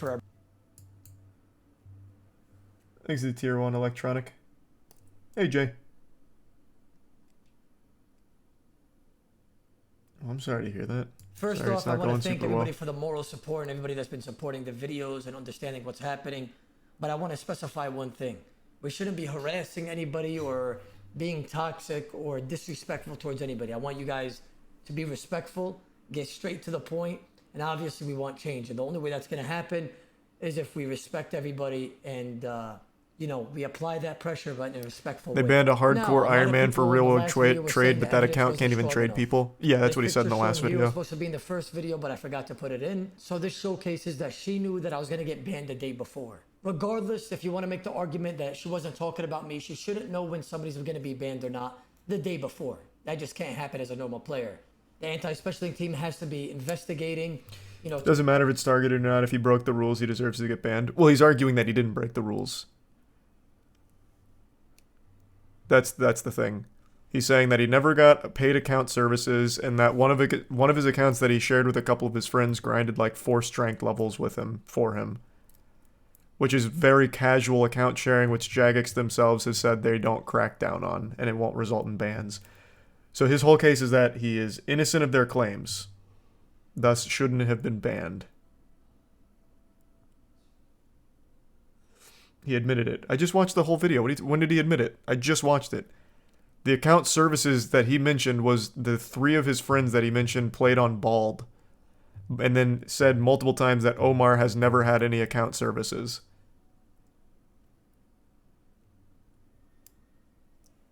You think Jagex would make a statement about this? I'm not sure. Probably not.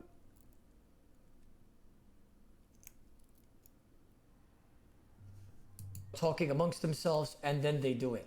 I don't know how a normal player like Stella is getting information beforehand on my band. It just doesn't make any sense. This screenshot also shows that Stella is in a position of power. She could threaten and scare normal players by just showing the display of power here. Just by using Trident's name and knowing this information beforehand, it's not normal. After the last 2 videos I made, I actually got sent a lot of evidence and a lot of things that were brought to light to support my argument. This also has been translated from Swedish to English, so some translations may not be perfect. This screenshot was sent by a viewer regarding his ban by Mod Trident. I've blurred the name of the mod. Damn it. Wanted to read it.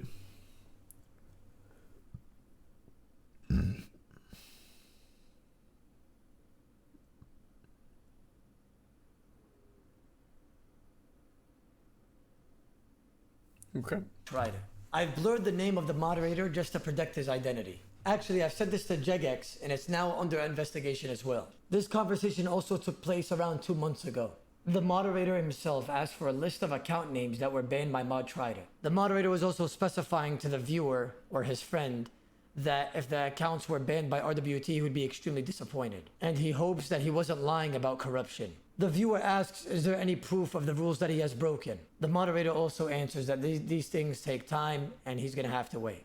The moderator then asked, why would these accounts be banned? The viewer then gave an explanation on why these players have been banned in the past. He also mentioned how often Mod Trident is mentioned in the CC. In response to the allegations that the viewer gives, the moderator then highlights the severity of this situation. Then the mod then explains that these things can't be solved very fast. The viewer then continues to give proof that there's been false bans in the past. The viewer then voices his concern on who is handling the case. The mod then asks the viewer, is it just Trident himself or is it the whole team? The viewer also specifies that this has been going on for way too long without anything being resolved in terms of corruption and false bans. The moderator then replies and says if the bans were false, they will be reversed. A month then passed with no resolution. After the viewer brought this up again to the mod, he then specifies that it's not his job anymore and he doesn't want to be involved in this basically. The viewer then asks the mod if he's aware of Mod Trident and Stella. In response, the mod basically says, stop whining about it and he can't do anything for you. The viewer then specifies how much of a big deal this could be regarding the bans. The mod then repeats and says, I have nothing to do with this and this is not my problem. Also, I just want to specify that, remember, this conversation started 2 months ago. As of yesterday and last night, there still has been no help and no further, steps into solving this problem. This has been a well-known problem for over 2 months. There's people all around that voice their concerns directly to the staff members that work alongside Trident. They've all been brushed off, told that there's nothing that can be done. So it's... Well, that's not surprising, though. I'm just shocked the moderators even listen to or read a single message from just the community DMing them. That's the most surprising thing about these screenshots to me. I feel like for something of this scale, they'd have to conduct an internal investigation, and for that, they're not going to be communicating too much with, like, the outside community about it. I think the tier 1 Slime, the resub Tree, and Stinkiest, and Zaza. But from the screenshots, it seemed like the mod was receptive to the potential of corruption. So then maybe they'd escalate the problem and then they wouldn't be able to talk about anything going forward.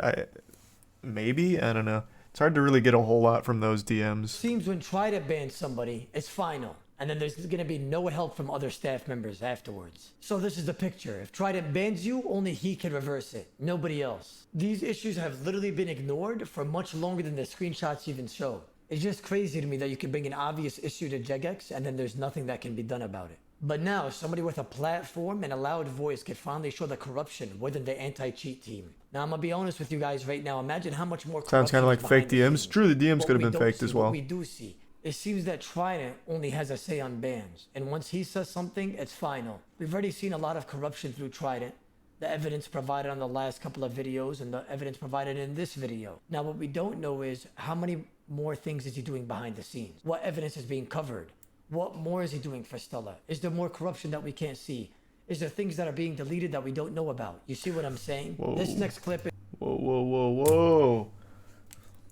We got ourselves a little unexpected, uninvited guest in here. Hold on, hold on. Not on my watch. Well, that couldn't have gone worse.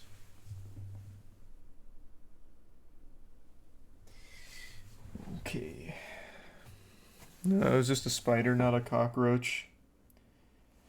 And I just missed it, but it fell, and now I'll never find it again. Fucking huge. Love that. Love that.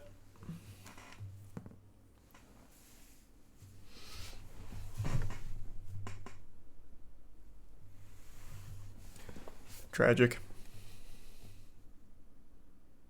is a response by Stella. Thanks, That's replying Cat, to a Marisa viewer J. that said Autoblock CC is immune to bans. But they're not immune. What's gonna happen is Jagex is gonna go through the list, start banning everybody, and then people are gonna start realizing, like, holy shit, rule breakers cannot actually run a CC. Do you think those people that are ranked right now in their CC, not rule breaking, do you think they're not RWT? They haven't just been brought to attention. So if they start DCing, do you think they're gonna still wanna like run the CC? No, no one's gonna wanna be affiliated with it. She tells everyone exactly what's literally gonna happen the next day. Jagex is gonna go through the list, start banning everybody. And that rule breakers, referring to me, can't run a clan chat. And then people are gonna start realizing, like, holy shit, rule breakers cannot actually run a CC. How the hell can she have this information a day before my ban? But then Jagex comes and tells me they can't give information about an ongoing investigation. Well, that's no good. So unless another Jagex mod is telling Stella inside information, it must be Trident. Now, is there another member of the anti-cheat team giving Stella this information? I think it's much more likely that the person she has a romantic relationship with is giving her that information. That's just general stuff. I would agree with you that that's just general stuff, but at least according to this, this was the day before he actually got banned, and the people there also got banned. That timing is not a coincidence when she is dating the head of these bans. That's not a coincidence. No shot.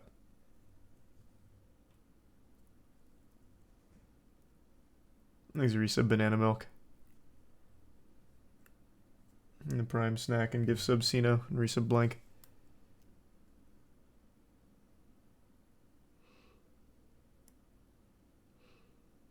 Also, assuming all of the claims against her for real world, well, it seems like there is a lot of evidence against her for scamming and real world trading.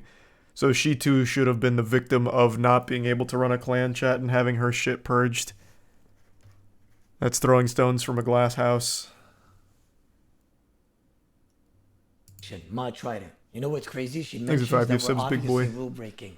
Stella, you rule break every single day and it's overlooked by that doggy of yours. Yeah, I said it. Her account literally on stream has, I believe, if I'm not mistaken, 800 total level, 99 strength, attack, defense, and HP. Literally built for deathmatching. You know what? Let's get serious here.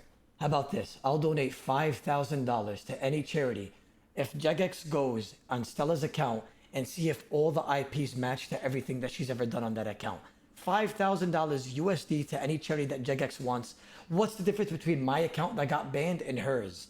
Because I guarantee you that she did not train even one strength level by herself. It's literally made for deathmatching. She only plays this game solely for RWT. I want this investigation to start now, not 3 weeks from now when she's already sold all the gold or the gold has magically disappeared. I want this investigation to start now. So Jagex, I'm calling you guys out on that. Go ahead and search her account and go see how many account services she's done, because I guarantee you she's not even... Bro, ask her how to do a grimy Raynar. Ask her how to make a strength potion. Ask her, fuck it, ask her what is NMZ. I want you guys to grab my account and compare it to Stella's account. First of all, she got half and half of my total level. She literally has 1 range, 9 slayer, and 99 combat stats, all she needs for deathmatching. Her account literally looks like it's been made in Venezuela. Now, what bothers me is that I've been streaming on Twitch for about 6... The reference to Venezuela is for a period of time when Venezuela's economy collapsed. People were making like their living to survive through grinding RuneScape and selling the gold, RWTing the gold through RuneScape. It was actually so big that Venezuelans had the most sway in the game RuneScape's economy. So basically the Venezuelan gold farmers were literally the driving force of the market in the game. That period being 2023. I thought that I thought it stopped last year, right? I didn't think they were still being that prominent in the RuneScape economy.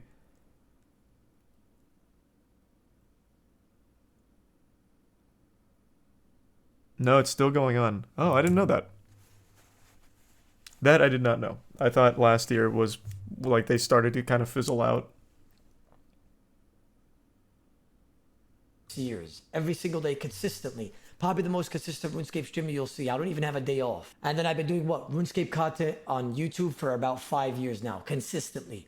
All types of unique content, new content every day. There's even been waves and eras that people love in my streaming and my YouTube videos. What bothers me is that Stella has only been promoting deathmatching and staking. So what I don't understand is I'm getting punished for something that I've done 2 years ago, and so-called they have evidence of me account servicing, when I've never paid anybody to do anything on Omar, and I've never ever paid anybody even in the game to do anything on Omar.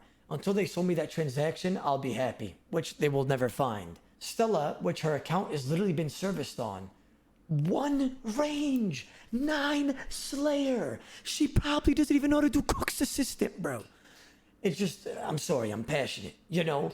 And it just bothers me that all these things are being overlooked on her account. And I would just like Gegex to check her account and do all the things that they've so-called done to me, which made me get a perm ban. Make sure you do it now, not 3 weeks from now before she sells all the gold. Thank you. Remember, these are routine checkups, they claim. So what is routine about bringing up an offense that I did about 2 years ago and claiming that I did account services?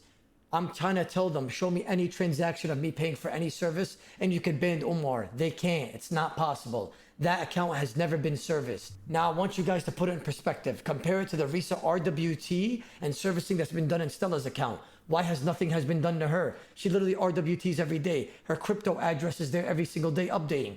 $353, $476. She literally will trade small amounts every single day and nothing is done. And Trident just overlooks it. You know why? Because of her dragon plate skirt and her dragon plate body, unfortunately.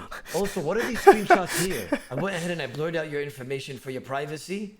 And we could cross-check this BTC address and we could easily see that you've been real-world trading and this is your Bitcoin address. Funny thing is, you still accept payments to this day on that same address. The last thing you sold was a few days ago, which was about exactly 1 billion GP of gold. Stella is still managing to sell GP in increments every single day or every few days and getting money sent to that Bitcoin address. That is interesting. Obviously, it's getting overlooked by Trident. Now, boys, I got a piece of information that's going to drive you guys absolutely insane. I've saved the best information for last. Now, boys, I want to put this in perspective. Imagine being a CC owner in a deathmatching clan. Now, let's be honest. It's tough to, to keep track with the scammers, the people that you guys want to get banned, kick them out of the CC. RuneScape communities already have all plugins made. Everybody uses plugins to this day.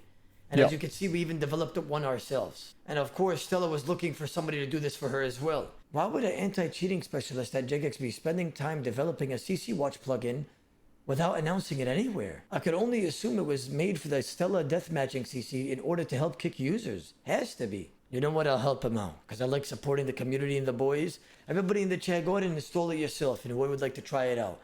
DM CC Watch plugin. You know what? Maybe even develop your own kickbox if they're allowing it. I mean, why else would you install this plugin? So this is how it works. You can put anybody's name down and you can see them enter or leave your CC whenever. You can get notifications of people you have in the list joining your CC so you can kick them. What the list is, you write somebody's name down. What? Kick them immediately, or you can get notifications if they're going in or out of your CC. You know what? Even better. You can automatically put in your own server to have a bot or a server kick them out for you automatically. It's a shame you didn't tell the community about this, Trident. What are you doing, buddy? Trident, I honestly don't know why you would keep a beautiful... What is the fucking purpose of that? Is it to kick out anyone from her CC that also would have joined Oda's DMC or deathmatch CC?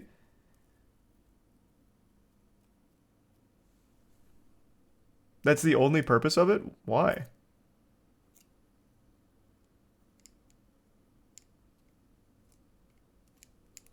Thanks for resub, Zeb, Boss, Colonel, Rhythmic, and Tier 1 Ash. Just because it's petty bullshit. So people can't set her up.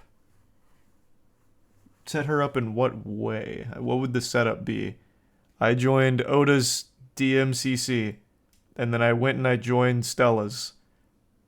What can I do now to fuck her? I don't understand. What would it be? Nothing's really changed.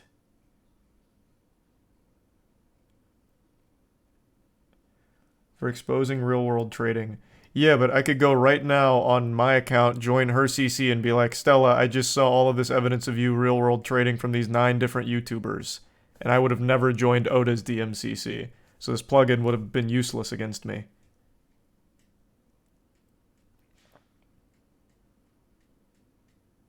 You'll get kicked. Yeah, but I'd get kicked without this plugin, too. I don't really see what the plugin does. This seems so worthless.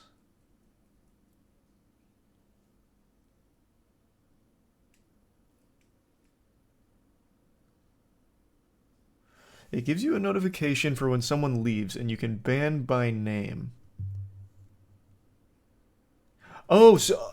Well, thank you. Now that makes a lot more sense. So you can't rejoin. If you're banned by name like that, you cannot rejoin.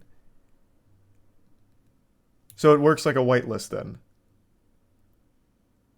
Oh, okay. Okay, now I get it. Now I understand. Gotcha. Gotcha.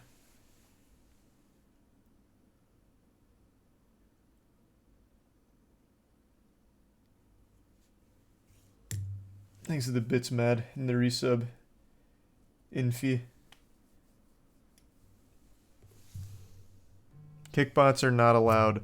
I didn't even know kickbots were a fucking thing.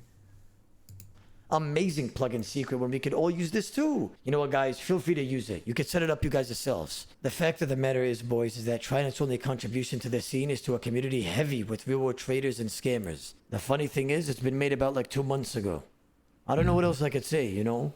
Appreciate all the boys supporting me. Love you guys, man. But at the end of the day, this is some BS. You know what's crazy? For 6 years, I produced content on this game. Consistently bringing new players into the game. I was even hosting my own tournaments. The only time my name was ever allowed is when my supporters would literally force it down with golden gnomes. We won 2 golden gnomes with RuneScape. Best streamer of the year twice. And then I have staff blocking me on Twitter. And I've never even tweeted at them once. I don't know why, but some certain staff members have some hatred towards me. They can't even bear or see or even hear my name on their Twitter pages. I'm not sure why, honestly. Not to sound egotistical or anything, but I'm the most viewed OSRS content creator across every platform. And this is the thanks that I get for the viewership I bring to the game. You know, I'm the most popular PvP player and I have continuously keep PvP entertaining with such lack of updates. Bro, I even got so bad that I had to move over to PVMing to try to revive the group Hardcore Iron Man game mode. Hundreds and thousands of people made accounts and paid for bond because of watching me play it. Over 1 million YouTube views on that alone. But yeah, I'm the problem with the community. Nice. When you profit so much from me by playing the game, you think that you would have at least a bit of appreciation. I appreciate some of the Gigic staff, and I have love for them. You know, they've shown some support, some love throughout the year, certain individuals. And I'm sorry if I made this week hell for you. All jokes aside, you know, I'm not trying to do that.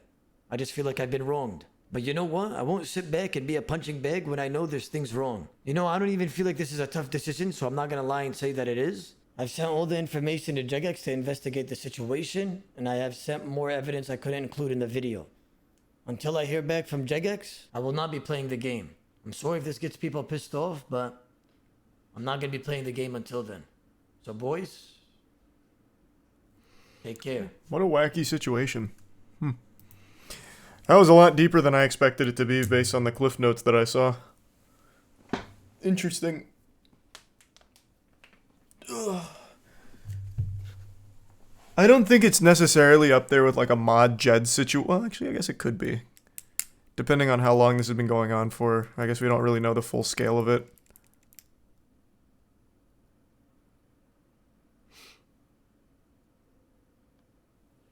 There's a resub Dapo, Star, and MILF. What's Mod Jed? Oh, wow. Mod Jed is infamous. This is one of those rare... That was one of the rare ones that actually extended beyond RuneScape as well. Mod Jed was a huge, huge thing. So, basically... Well, this kind of sums it up really quickly for you. He was one of the devs on RuneScape. He was in bed with a clan called Rot. Reign of Terror. And Rot had a reputation in the community for doing a lot of questionable things like DDoS attacks during like Deadman, whatever. But one of the big things was real world trading. And Mod Jed actually, as a side hustle, worked with Rot to basically exploit his position in order to real world trade effectively with Rot and enable others to do so as well. It was a lot. So he'd do things where he would be able to use his position, turn what he was doing into gold to be sold on the secondary market, which is against terms. It was pretty interesting. He made a lot of money. Well, him and a lot of Rot members made a lot of money from it.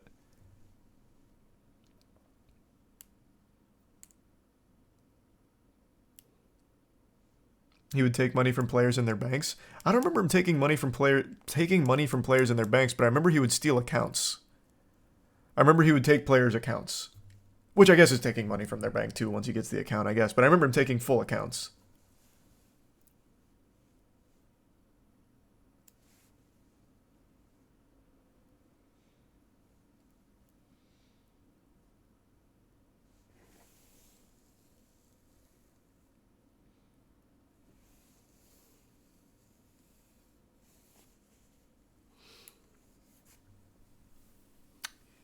He stole 46 bill from a player. Oh, yeah, it seems a lot of people are reporting that. So I might just not be remembering. Because this was quite a while ago.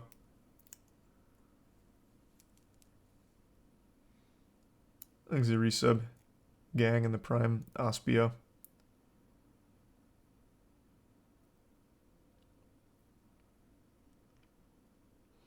How did he get caught? I actually don't remember how he got caught. I really don't remember. Maybe I'm sure chat remembers how he got caught, but I don't.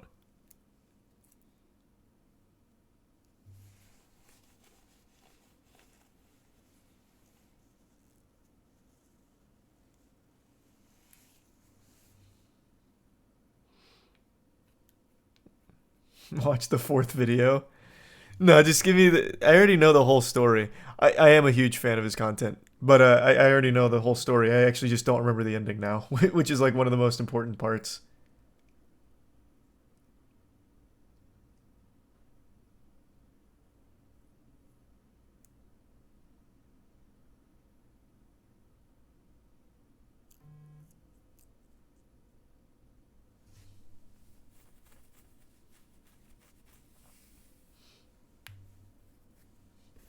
Thanks, resub Brandon and the bits Tiffy.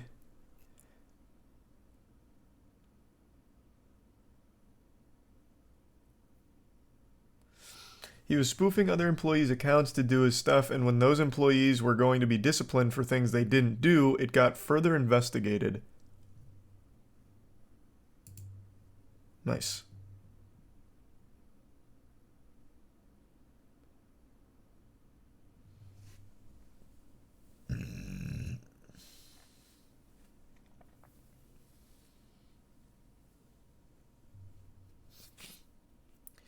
That's a good point. I feel like given the history of like Jagex mods, like Mod Jed doing awful things, they should be taking the claims against Mod Trident very seriously and in conducting a full investigation ASAP. The last thing Jagex needs is another situation like that with a mod abusing their power.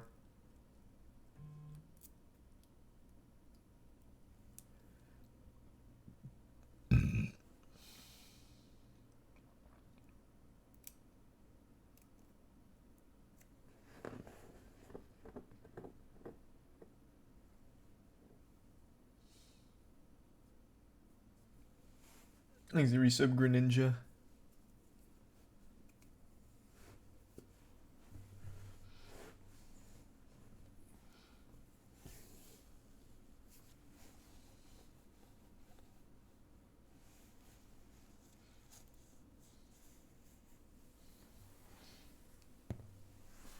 Have you seen the new teaser for the Godzilla and Kong movie?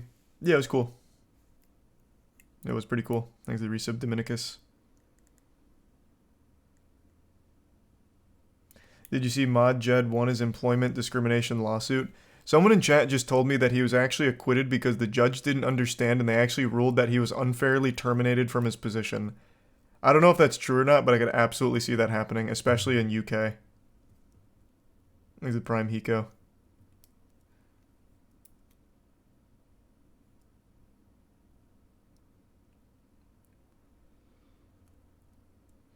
Thanks to resub Aces.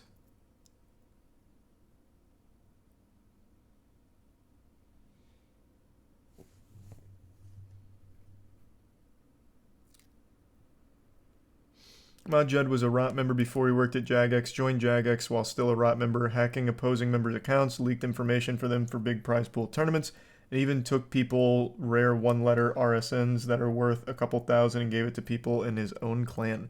He did actually beat the case, yeah, but people said he fled to Argentina. Interesting.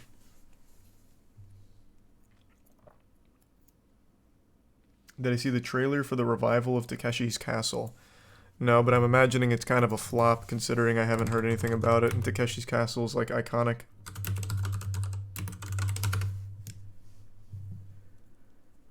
This?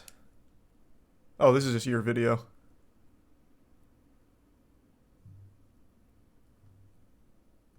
I'll wait for like an official thing if that's real.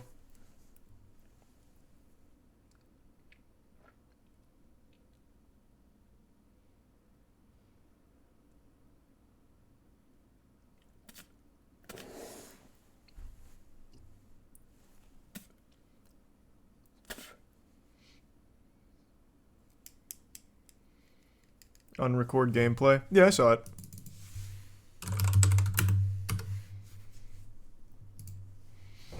This was all over Twitter. Unreal 5, right?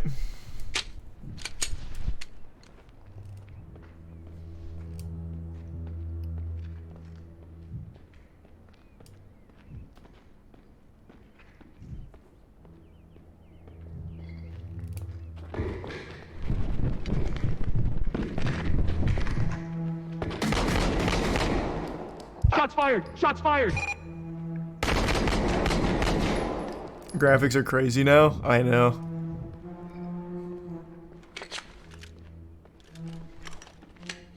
Like this actually looks like what was it? Rocket Jump? A Rocket Jump video? Like old Freddie Wong. No way this is real. It's made in Unreal. The game itself though, probably not. This is all probably just proof of concept.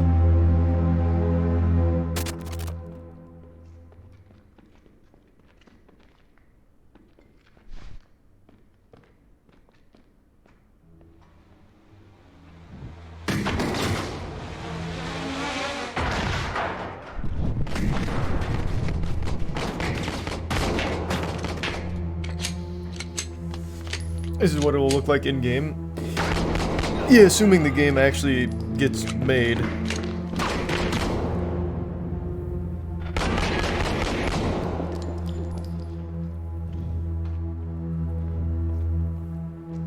It's all lighting. Well, it's more than just lighting, brother, I'll tell you right now. Unreal 5 is crazy. But yeah, lighting is obviously a big part of it.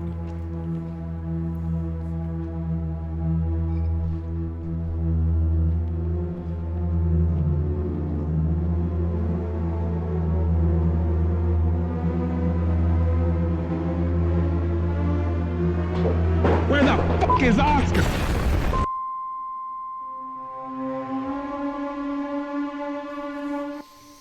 Yep. Looks pretty fucking wild.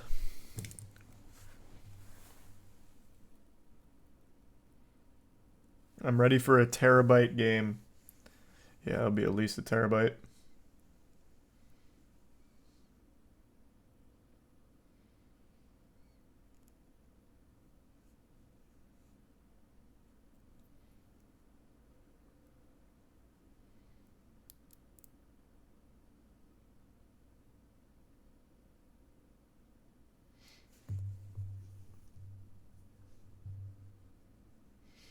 Makes the resub fun.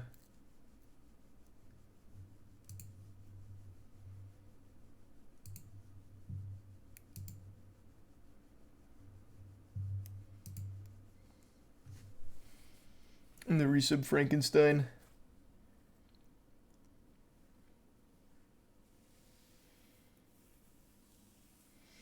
Oh, so wait, is there something that officially came out then, George? Because I didn't see anything about it. Huh. Huh.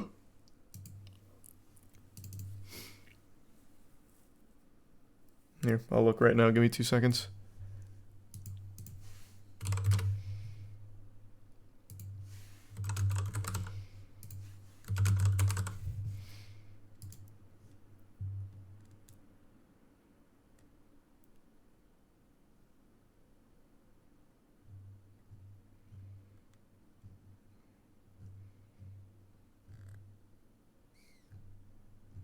I don't see it.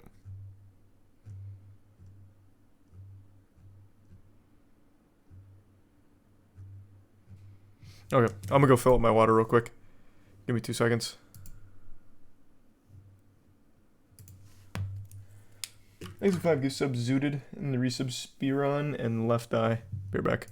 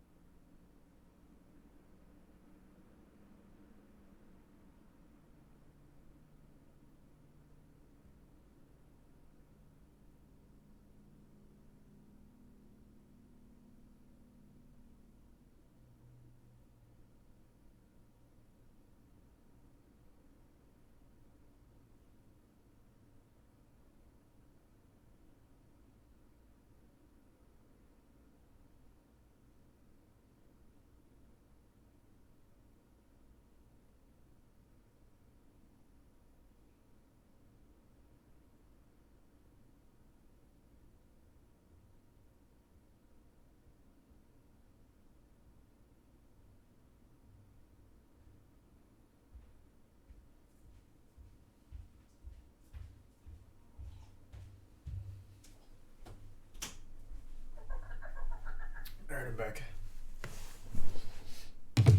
Oh, thank you for the 10 gift subs, Zooted. And the resub Clog. Appreciate that.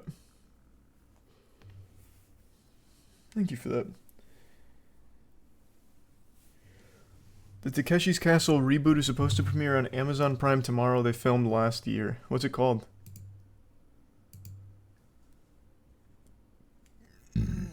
I know, I saw Twilight's coming back. Thanks a Prime Spoon.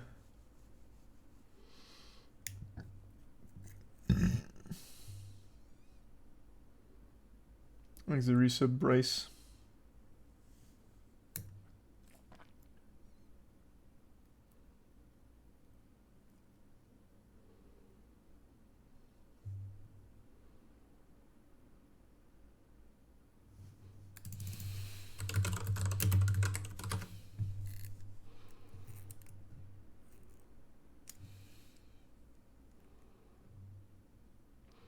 Yeah, I just don't think it's just... I doubt they're just calling it Takeshi's Castle. Thanks a Prime, Scaffy. And the bit's Liam. Probably not Liam.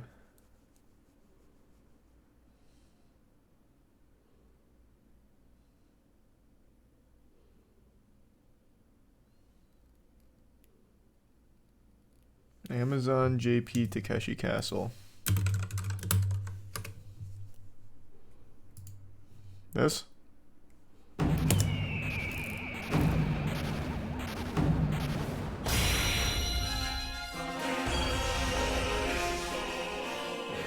Oh,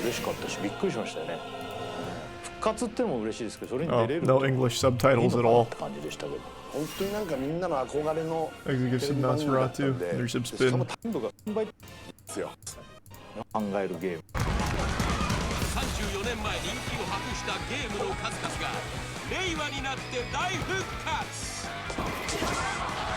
まずは竜神池。 Doesn't look as dangerous this time around. This looks very Wipeout-esque. 続いても竹市場の代名詞ジブラルタル海峡。 さあそしてジブラルタル海峡です。これももう竹市場を代表するゲームですけどね。これがなんて言ったって言いづらいんですよ。ジブラルタル海峡。いやいやわかる。これなんか練習したもんね。ジブラルタル海峡。ジブラルタル海峡。 This looks super hard. Yeah, that one's pretty cool. キノコでポンですよ。竹市場にはポンがつくゲームがいっぱいありますけどね。この代表的なやつですよ。そうですね。シリーズの中で。そうですね。これはですね、本当にスタッフのやらしさが詰まったゲームですね。わかります。 I actually don't even remember how you win Takeshi's Castle. I think if you survive, you win. Like, just living is enough. 他にも懐かしのゲームが超スケールアップして続々登場。 さらに竹市場の英知を集結してとんでもなくパワーアップさせた令和版ゲームを作り上げました。そう今回復活するにあたってとんでもなく恐ろしいゲームが新登場。まずはブロックブロック。ブロックブロック。 これはスケールがでかい。本当でかい。Like a FromSoft game. Yeah, kinda. いるんだよね。出てくんだよね、いろんなゲーム。出ますから。新しいゲームに関してはもう大きさもすごいんだけど、なんかこうだから。Executives of Acme and resub Wiggle and Basta. すごい楽しいよ。ね、進化してると新しいのはまた当時見てた人もね。こんなのがあるんだね。 This looks nice. I'm surprised no one at all is talking about it. Takeshi's Castle is one of the most beloved fucking shows ever, thanks to MXC. そうですね。危険なシーン多いよね、今回ね。ただみんな笑いながら帰った。確かに。 This is Wipeout. Yeah, it's very Wipeout-esque now. But it seems like they still have creativity there. That mushroom one was nice, that bridge one was nice.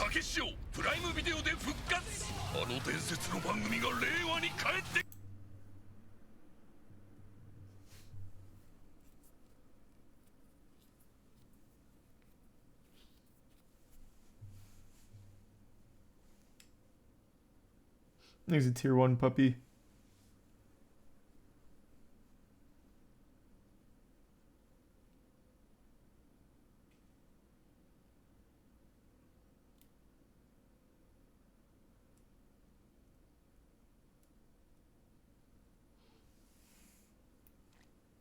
What happened to it? What? MXC? They just finished. Or Takeshi's Castle? Also finished.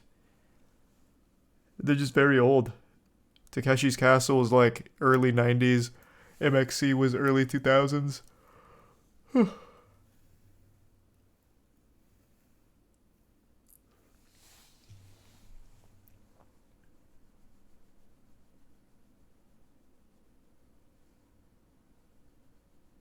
New Insidious horror movie trailer. Ugh.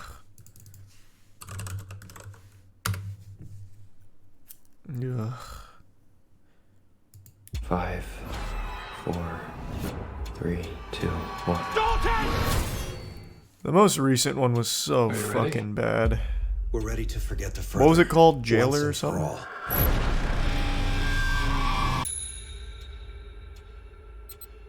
My brain just been foggy past few years.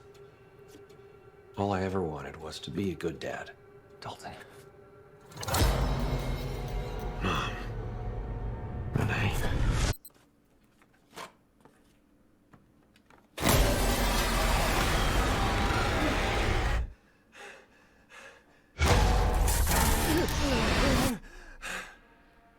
Did you ever try and get help? Nah, I'm just trying to push through. This Why didn't you dude, drive this to dude Holton is College? corny from We still have a few weeks Moonfall. before your students show up, right? Just an idea to reconnect. I know it's been tough All with you right. too. The balance of light and dark is what we're after. You're in the art school, I take it? Yeah. You go here too? Yes. Draw an experience that defines you. When I was 10. I was in a coma. But I don't even remember being sick. Sink deep into your memory and let's see what light can find.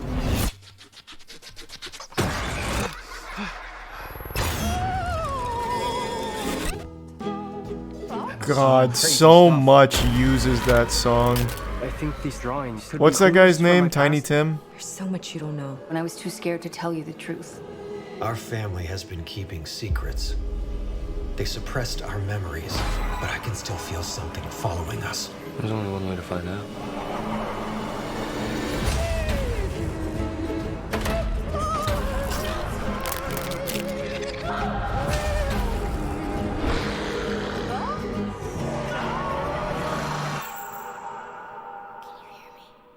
I feel like I'm getting closer to something. Or something's getting closer to me.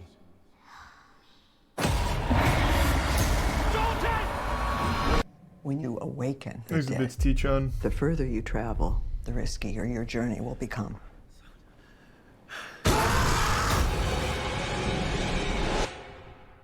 God damn. Yeah, hopefully it'll be fun bad. I need to watch like the whole Insidious series. I don't think I ever even watched like the second or third one.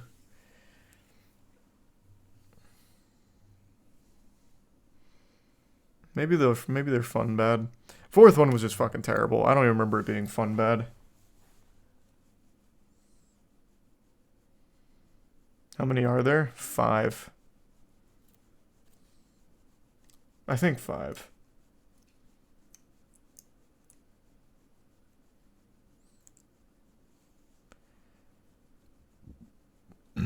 There's a Prime Hydra.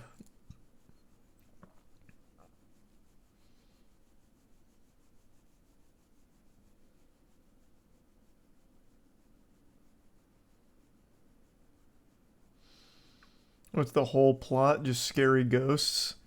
It's actual just generic horror schlock possession, and then they go to like the Shadow Realm to fucking fight it.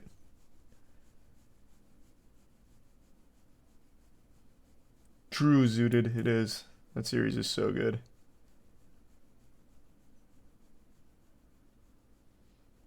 Isn't this guy in The Conjuring 2? Yeah, he is. He plays the Lorraines. Or is it Warrens? I don't remember. I think it's the Warrens.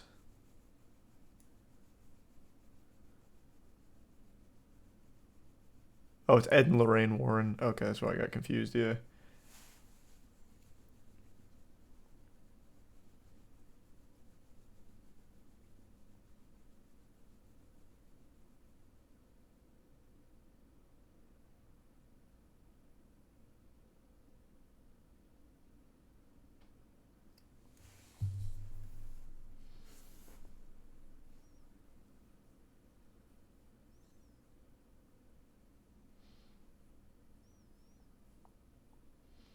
What's an actually good horror film you've seen?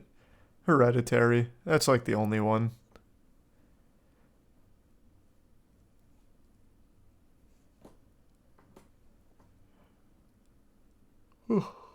Of the modern age.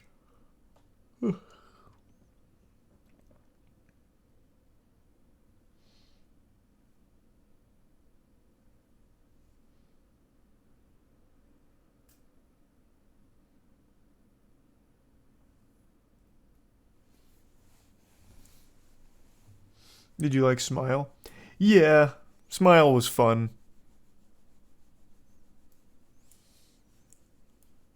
But I don't think I'd ever call it like a good horror movie or anything. It wasn't like scary. But it was like surprisingly competent. It really was.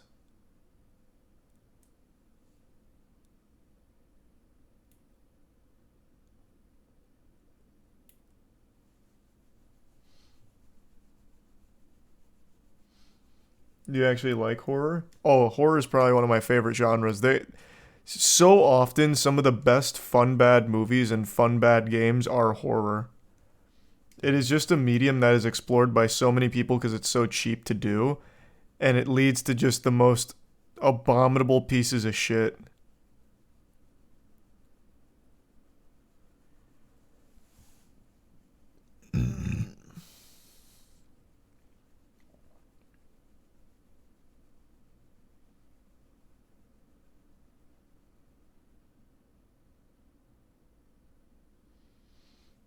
Thanks the resub, Opie.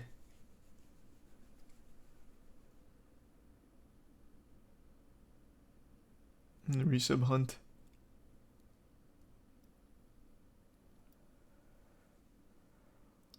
Whew.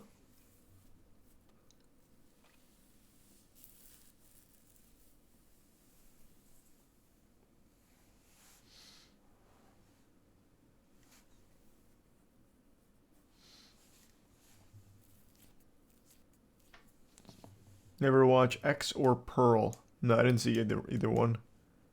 Thanks to Prime Cornelius. Heard of X, I don't remember Pearl. What was Pearl?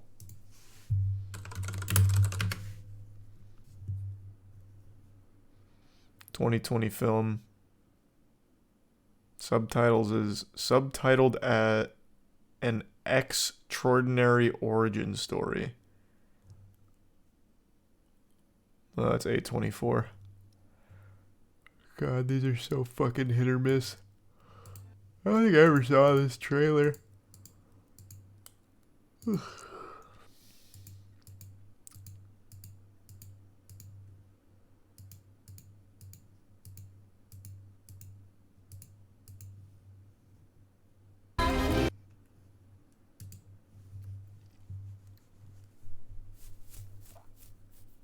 Thanks a resub. Real.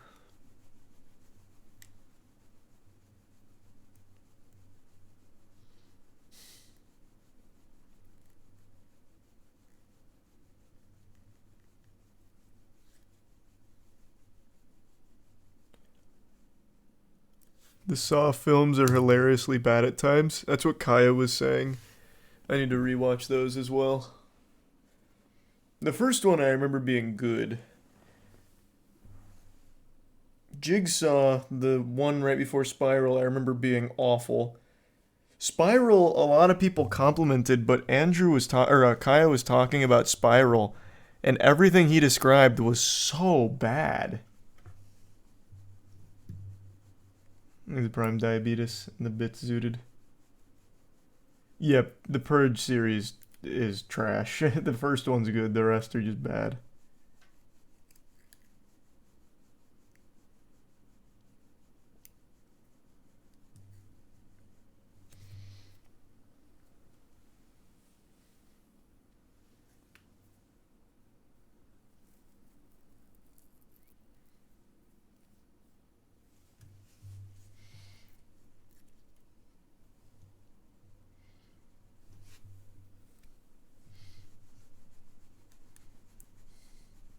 Watch The Last Voyage of the Demeter. Okay, I'll check it out. Evil is on board. Powerful evil. We call him Dracula.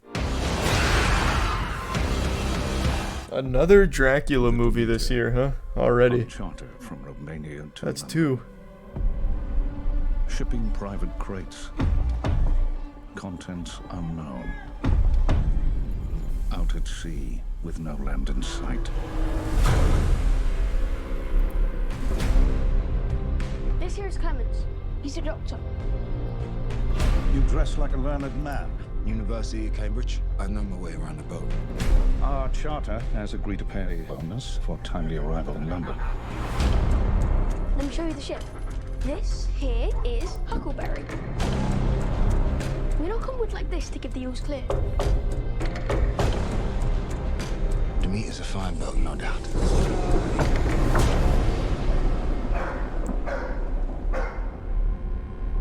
Oh no! Something ripped apart the animals. All the livestock? This looks like a bite. Search the ship. Everywhere. Evil is on board. Powerful evil. Luckily there's a ton of wood here to stab this bitch in the heart. This is like the worst place Dracula could be hanging out. It's literally made of wood.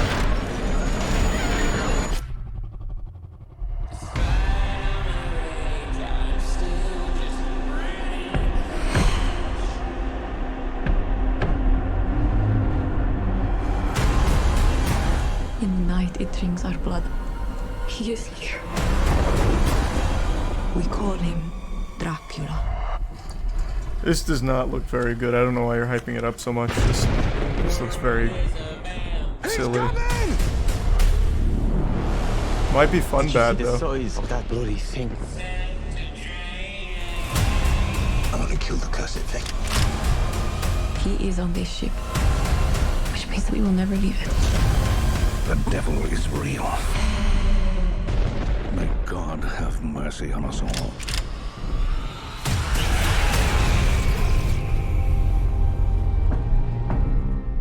Okay.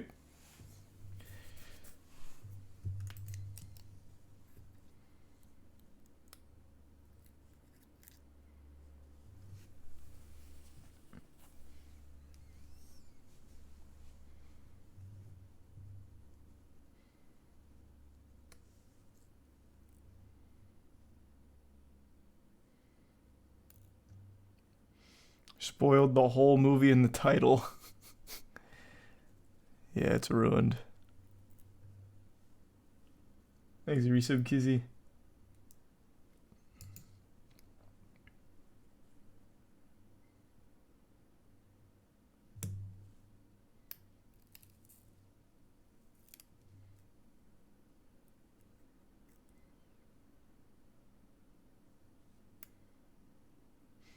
Won't the sun come up the next day and just kill him? That's a great fucking point. Why would a vampire be haunting a ship and kill them while they're out at sea? There's no way he could sail that shit himself, and I don't think a vampire can fly that far back to shore. He would just be stranded out there. He'd have to just stay below deck forever. That's a great point.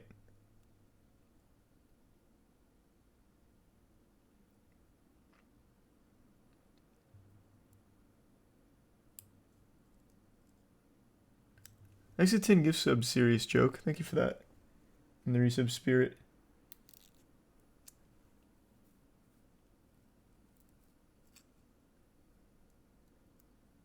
Oh yeah, I used to love that song, Crimson.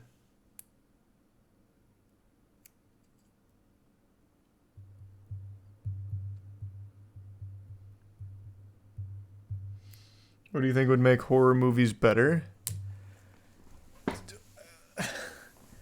Instantly, what would make horror movies better if they would stop just following the exact same formula from every horror movie before them. Every horror movie has the exact same blueprint. Without fail. Actually, without fail. All the characters are the same. Every jump scare is telegraphed. all the tension building is usually super ineffective because it's just so derivative.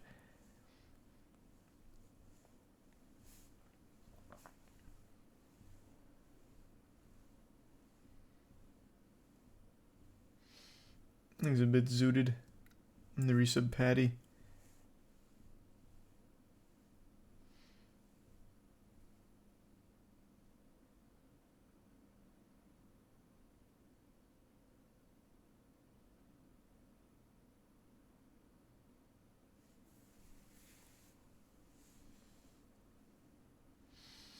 Less jump scares and blood for scares, more fucked up ambiance, and then even us, the viewer, only understand the horror when it's too late.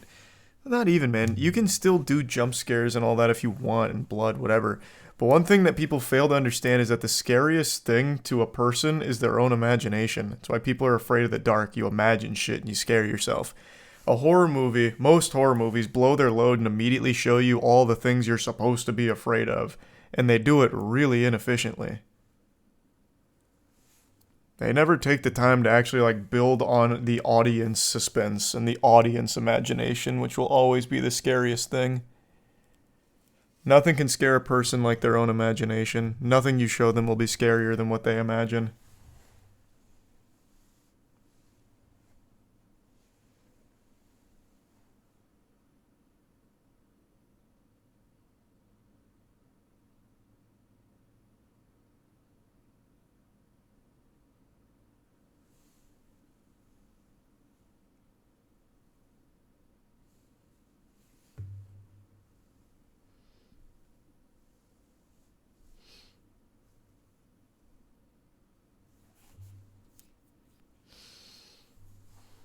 Have you seen Barbarian? I liked Barbarian. I wouldn't call it a horror movie, though, to be fair. I don't see what about it's really a horror movie.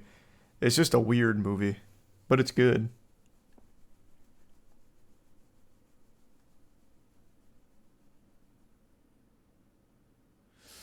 Come up with a concept for a horror film you think would genuinely have you on the edge of your seat? I have. I have actually 3 horror movies, all of which are drastically different from each other, and all of which I think would be fucking bangers. But there's no way I can, like, sell the concepts or anything. One of them I actually talked about on stream a while ago. This is a free concept for anyone. I think one of the best things you can do, like I mentioned, with playing on people's own imagination, and this isn't part of the 3 that I'm mentioning here, but like one concept I think would be cool, is if you played off the whole auditory anomaly where people hear something different even though they're hearing the same. Like, the actual sound is one thing, but people are hearing 2 different things because of just the way the human body works. So ears are picking up the different frequencies like Yanny and Laurel or Green Needle and Brainstorm.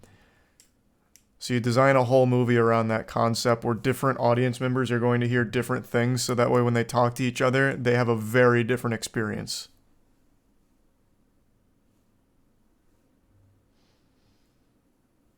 One day someone will use that, but it won't be me.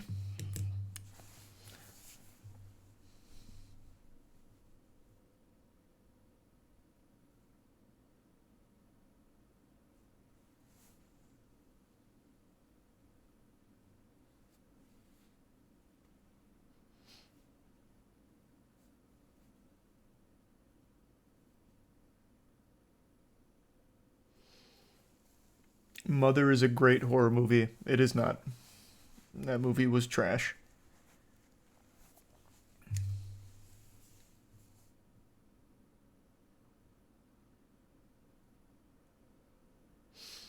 Wow, dude, I totally did not hear that. Woo. Man, what are you talking about? 100% if you and your friend went to a movie right now, a horror film, and let's take a generic concept. It's about possession. And the possessed guy is hearing a bunch of voices and shit that you're not hearing because of however it's interlaced. I already forgot how the actual phenomenon works. You're not hearing it, your friend's hearing it. And then your friend's talking about those voices, and you're like, I didn't hear that shit. Your friend is going to be extremely concerned and think you're fucking with him. Like, I don't understand how you don't see the potential with that to play off of, like, the actual audience experience of being 2 different things while seeing the same movie.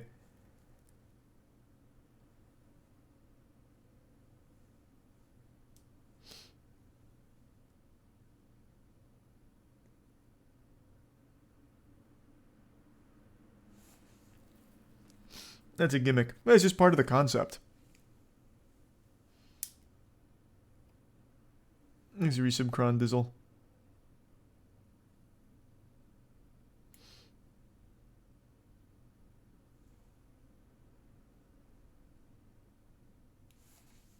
I think it's such a banger.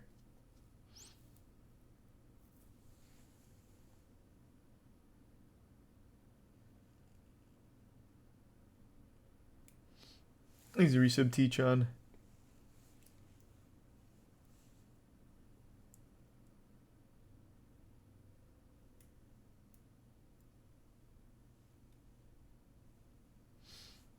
And the resub Samperino.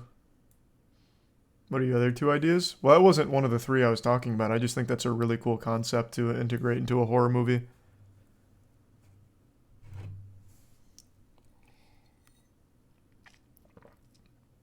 Thanks, the resub Turtle. And the resub Sinus.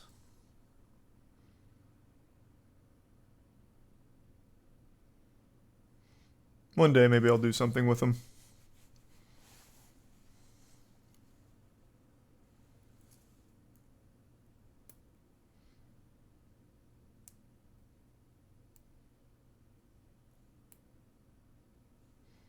And the resub Fjord.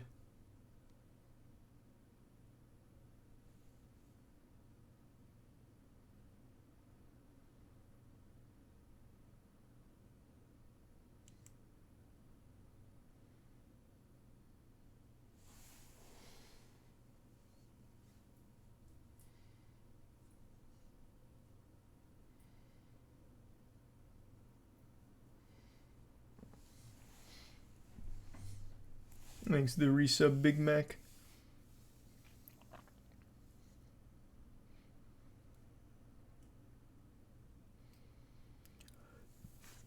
And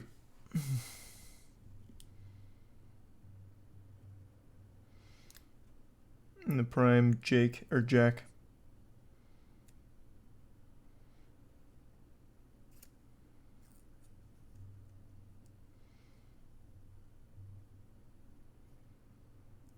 I don't think the Five Nights at Freddy's movie will be any good, but I'm hoping it'll be fun bad.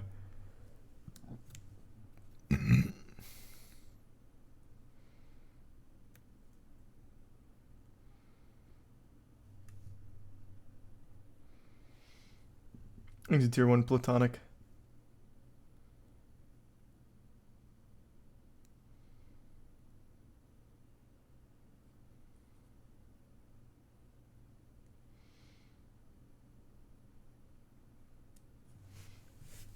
Have you seen that They Hear It short? No, I can't say I've heard of that one. Thanks, resub JDR.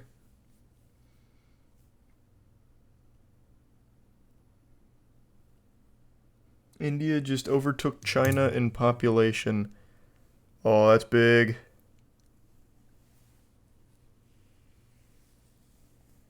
And thanks to the Prime Graph and the resub Big Head.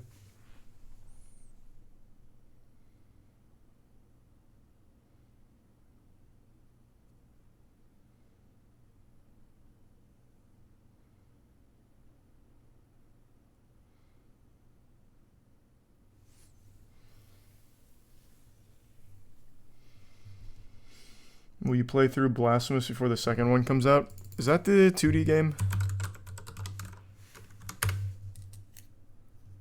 I can't remember. Yeah, it is.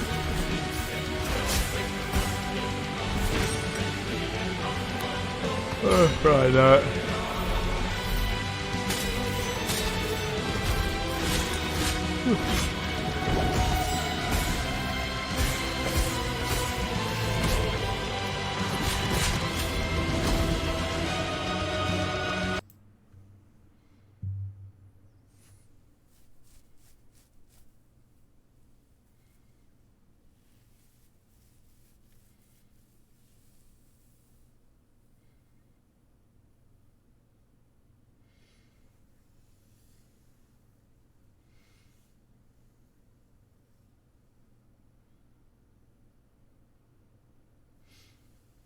Beau is Afraid comes out tomorrow, and it looks like it'll be a pretty wild movie. I just think it's gonna be shitty. I really do. Everything. Oops. Everything. How the fuck do you spell bow again? It's B-A-U. Everything I've seen from it just looks so fucking lame. I really like Ari Aster, but I don't know. Midsommar was just not it. Hereditary was amazing right up until the ending. And this just looks not great. I'll give it a whirl, but I'm not expecting much.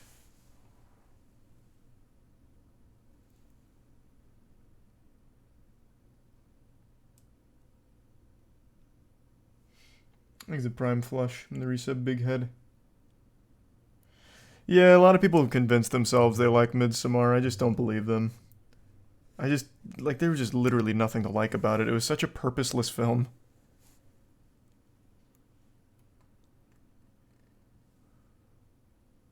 I think it's a resub chibi. Like that whole, like, I'm not gonna get into spoilers. It's not that old of a movie. It's meant to be polarizing. That's fine. It can be meant to be polarizing. I'm just on the other side of people that think it's bad.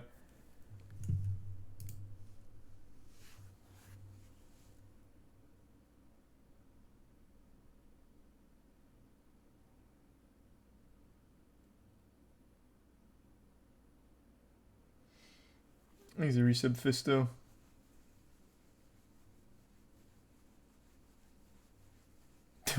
That's kind of wacky, Andy.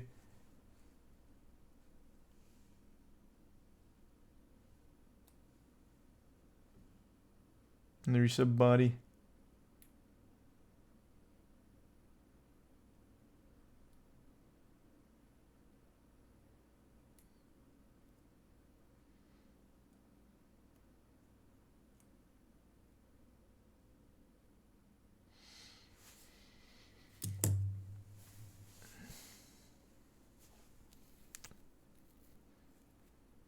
You've been keeping up with the World Chess Championship? I have not. I have not been watching, I'll be honest. I've heard it's pretty hype, but Magnus isn't playing in it, so it's kinda not that interesting, because I feel like you don't have the best player in the world. It's, I don't know, kind of underwhelming.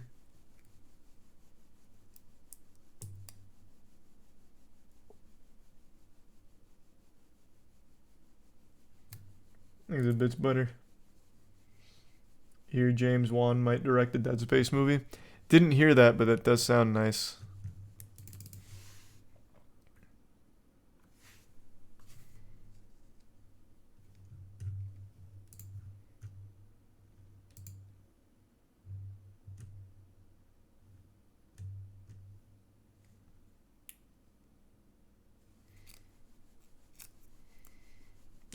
Have you seen Skinamarink? Mm-mm.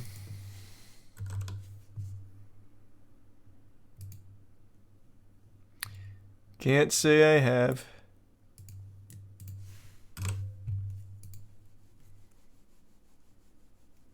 Magnus is a bitch all because he lost. That's a crazy take. I think what it is he is so good that he just felt like there was no reason to even stress about the chess championship, so now he's just memeing and shitting around on stream with friends and having fun.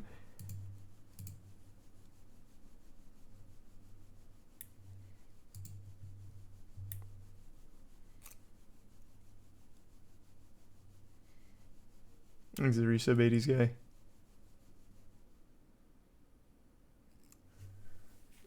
Prime Killzone.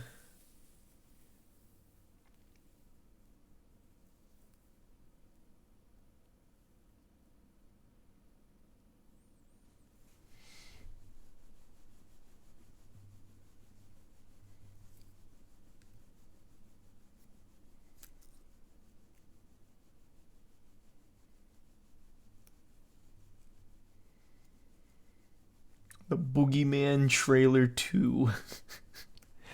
Enough horror movie trailers, man. I don't think there's anything interesting coming out on that front.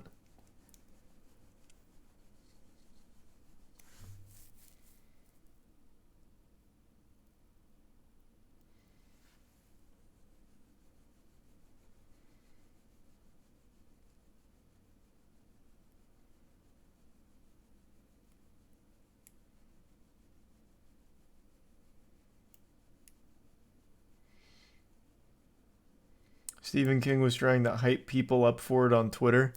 Oh, cool.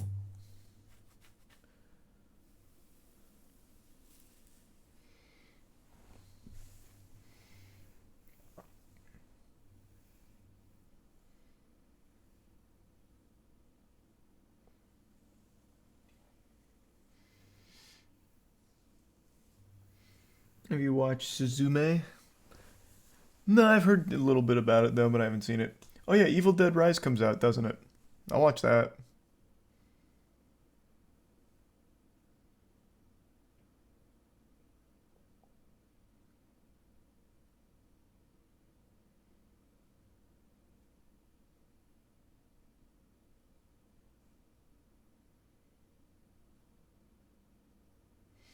Thanks the resub.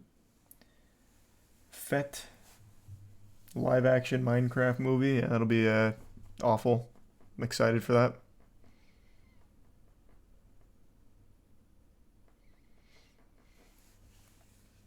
Alright, I think I'm going to bed. I'm getting tired. I'm going to restart my computer tonight so that way tomorrow we can maybe play a little Valorant, see how that feels. I haven't played that in a couple of years. Alright, thanks for tuning in. New subs, welcome. Oh, actually, no, Jedi Survivor's the next day. Then we got Jedi Survivor, which will be nice. Alright, thanks for tuning in. New subs, welcome aboard. Sub means a lot. Thanks for subbing. Enjoy the emotes. Sleep well. See you tomorrow.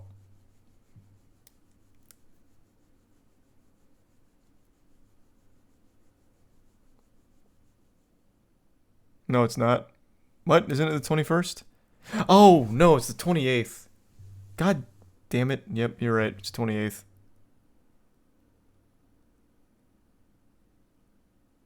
Okay, see you tomorrow. Thanks again. See ya.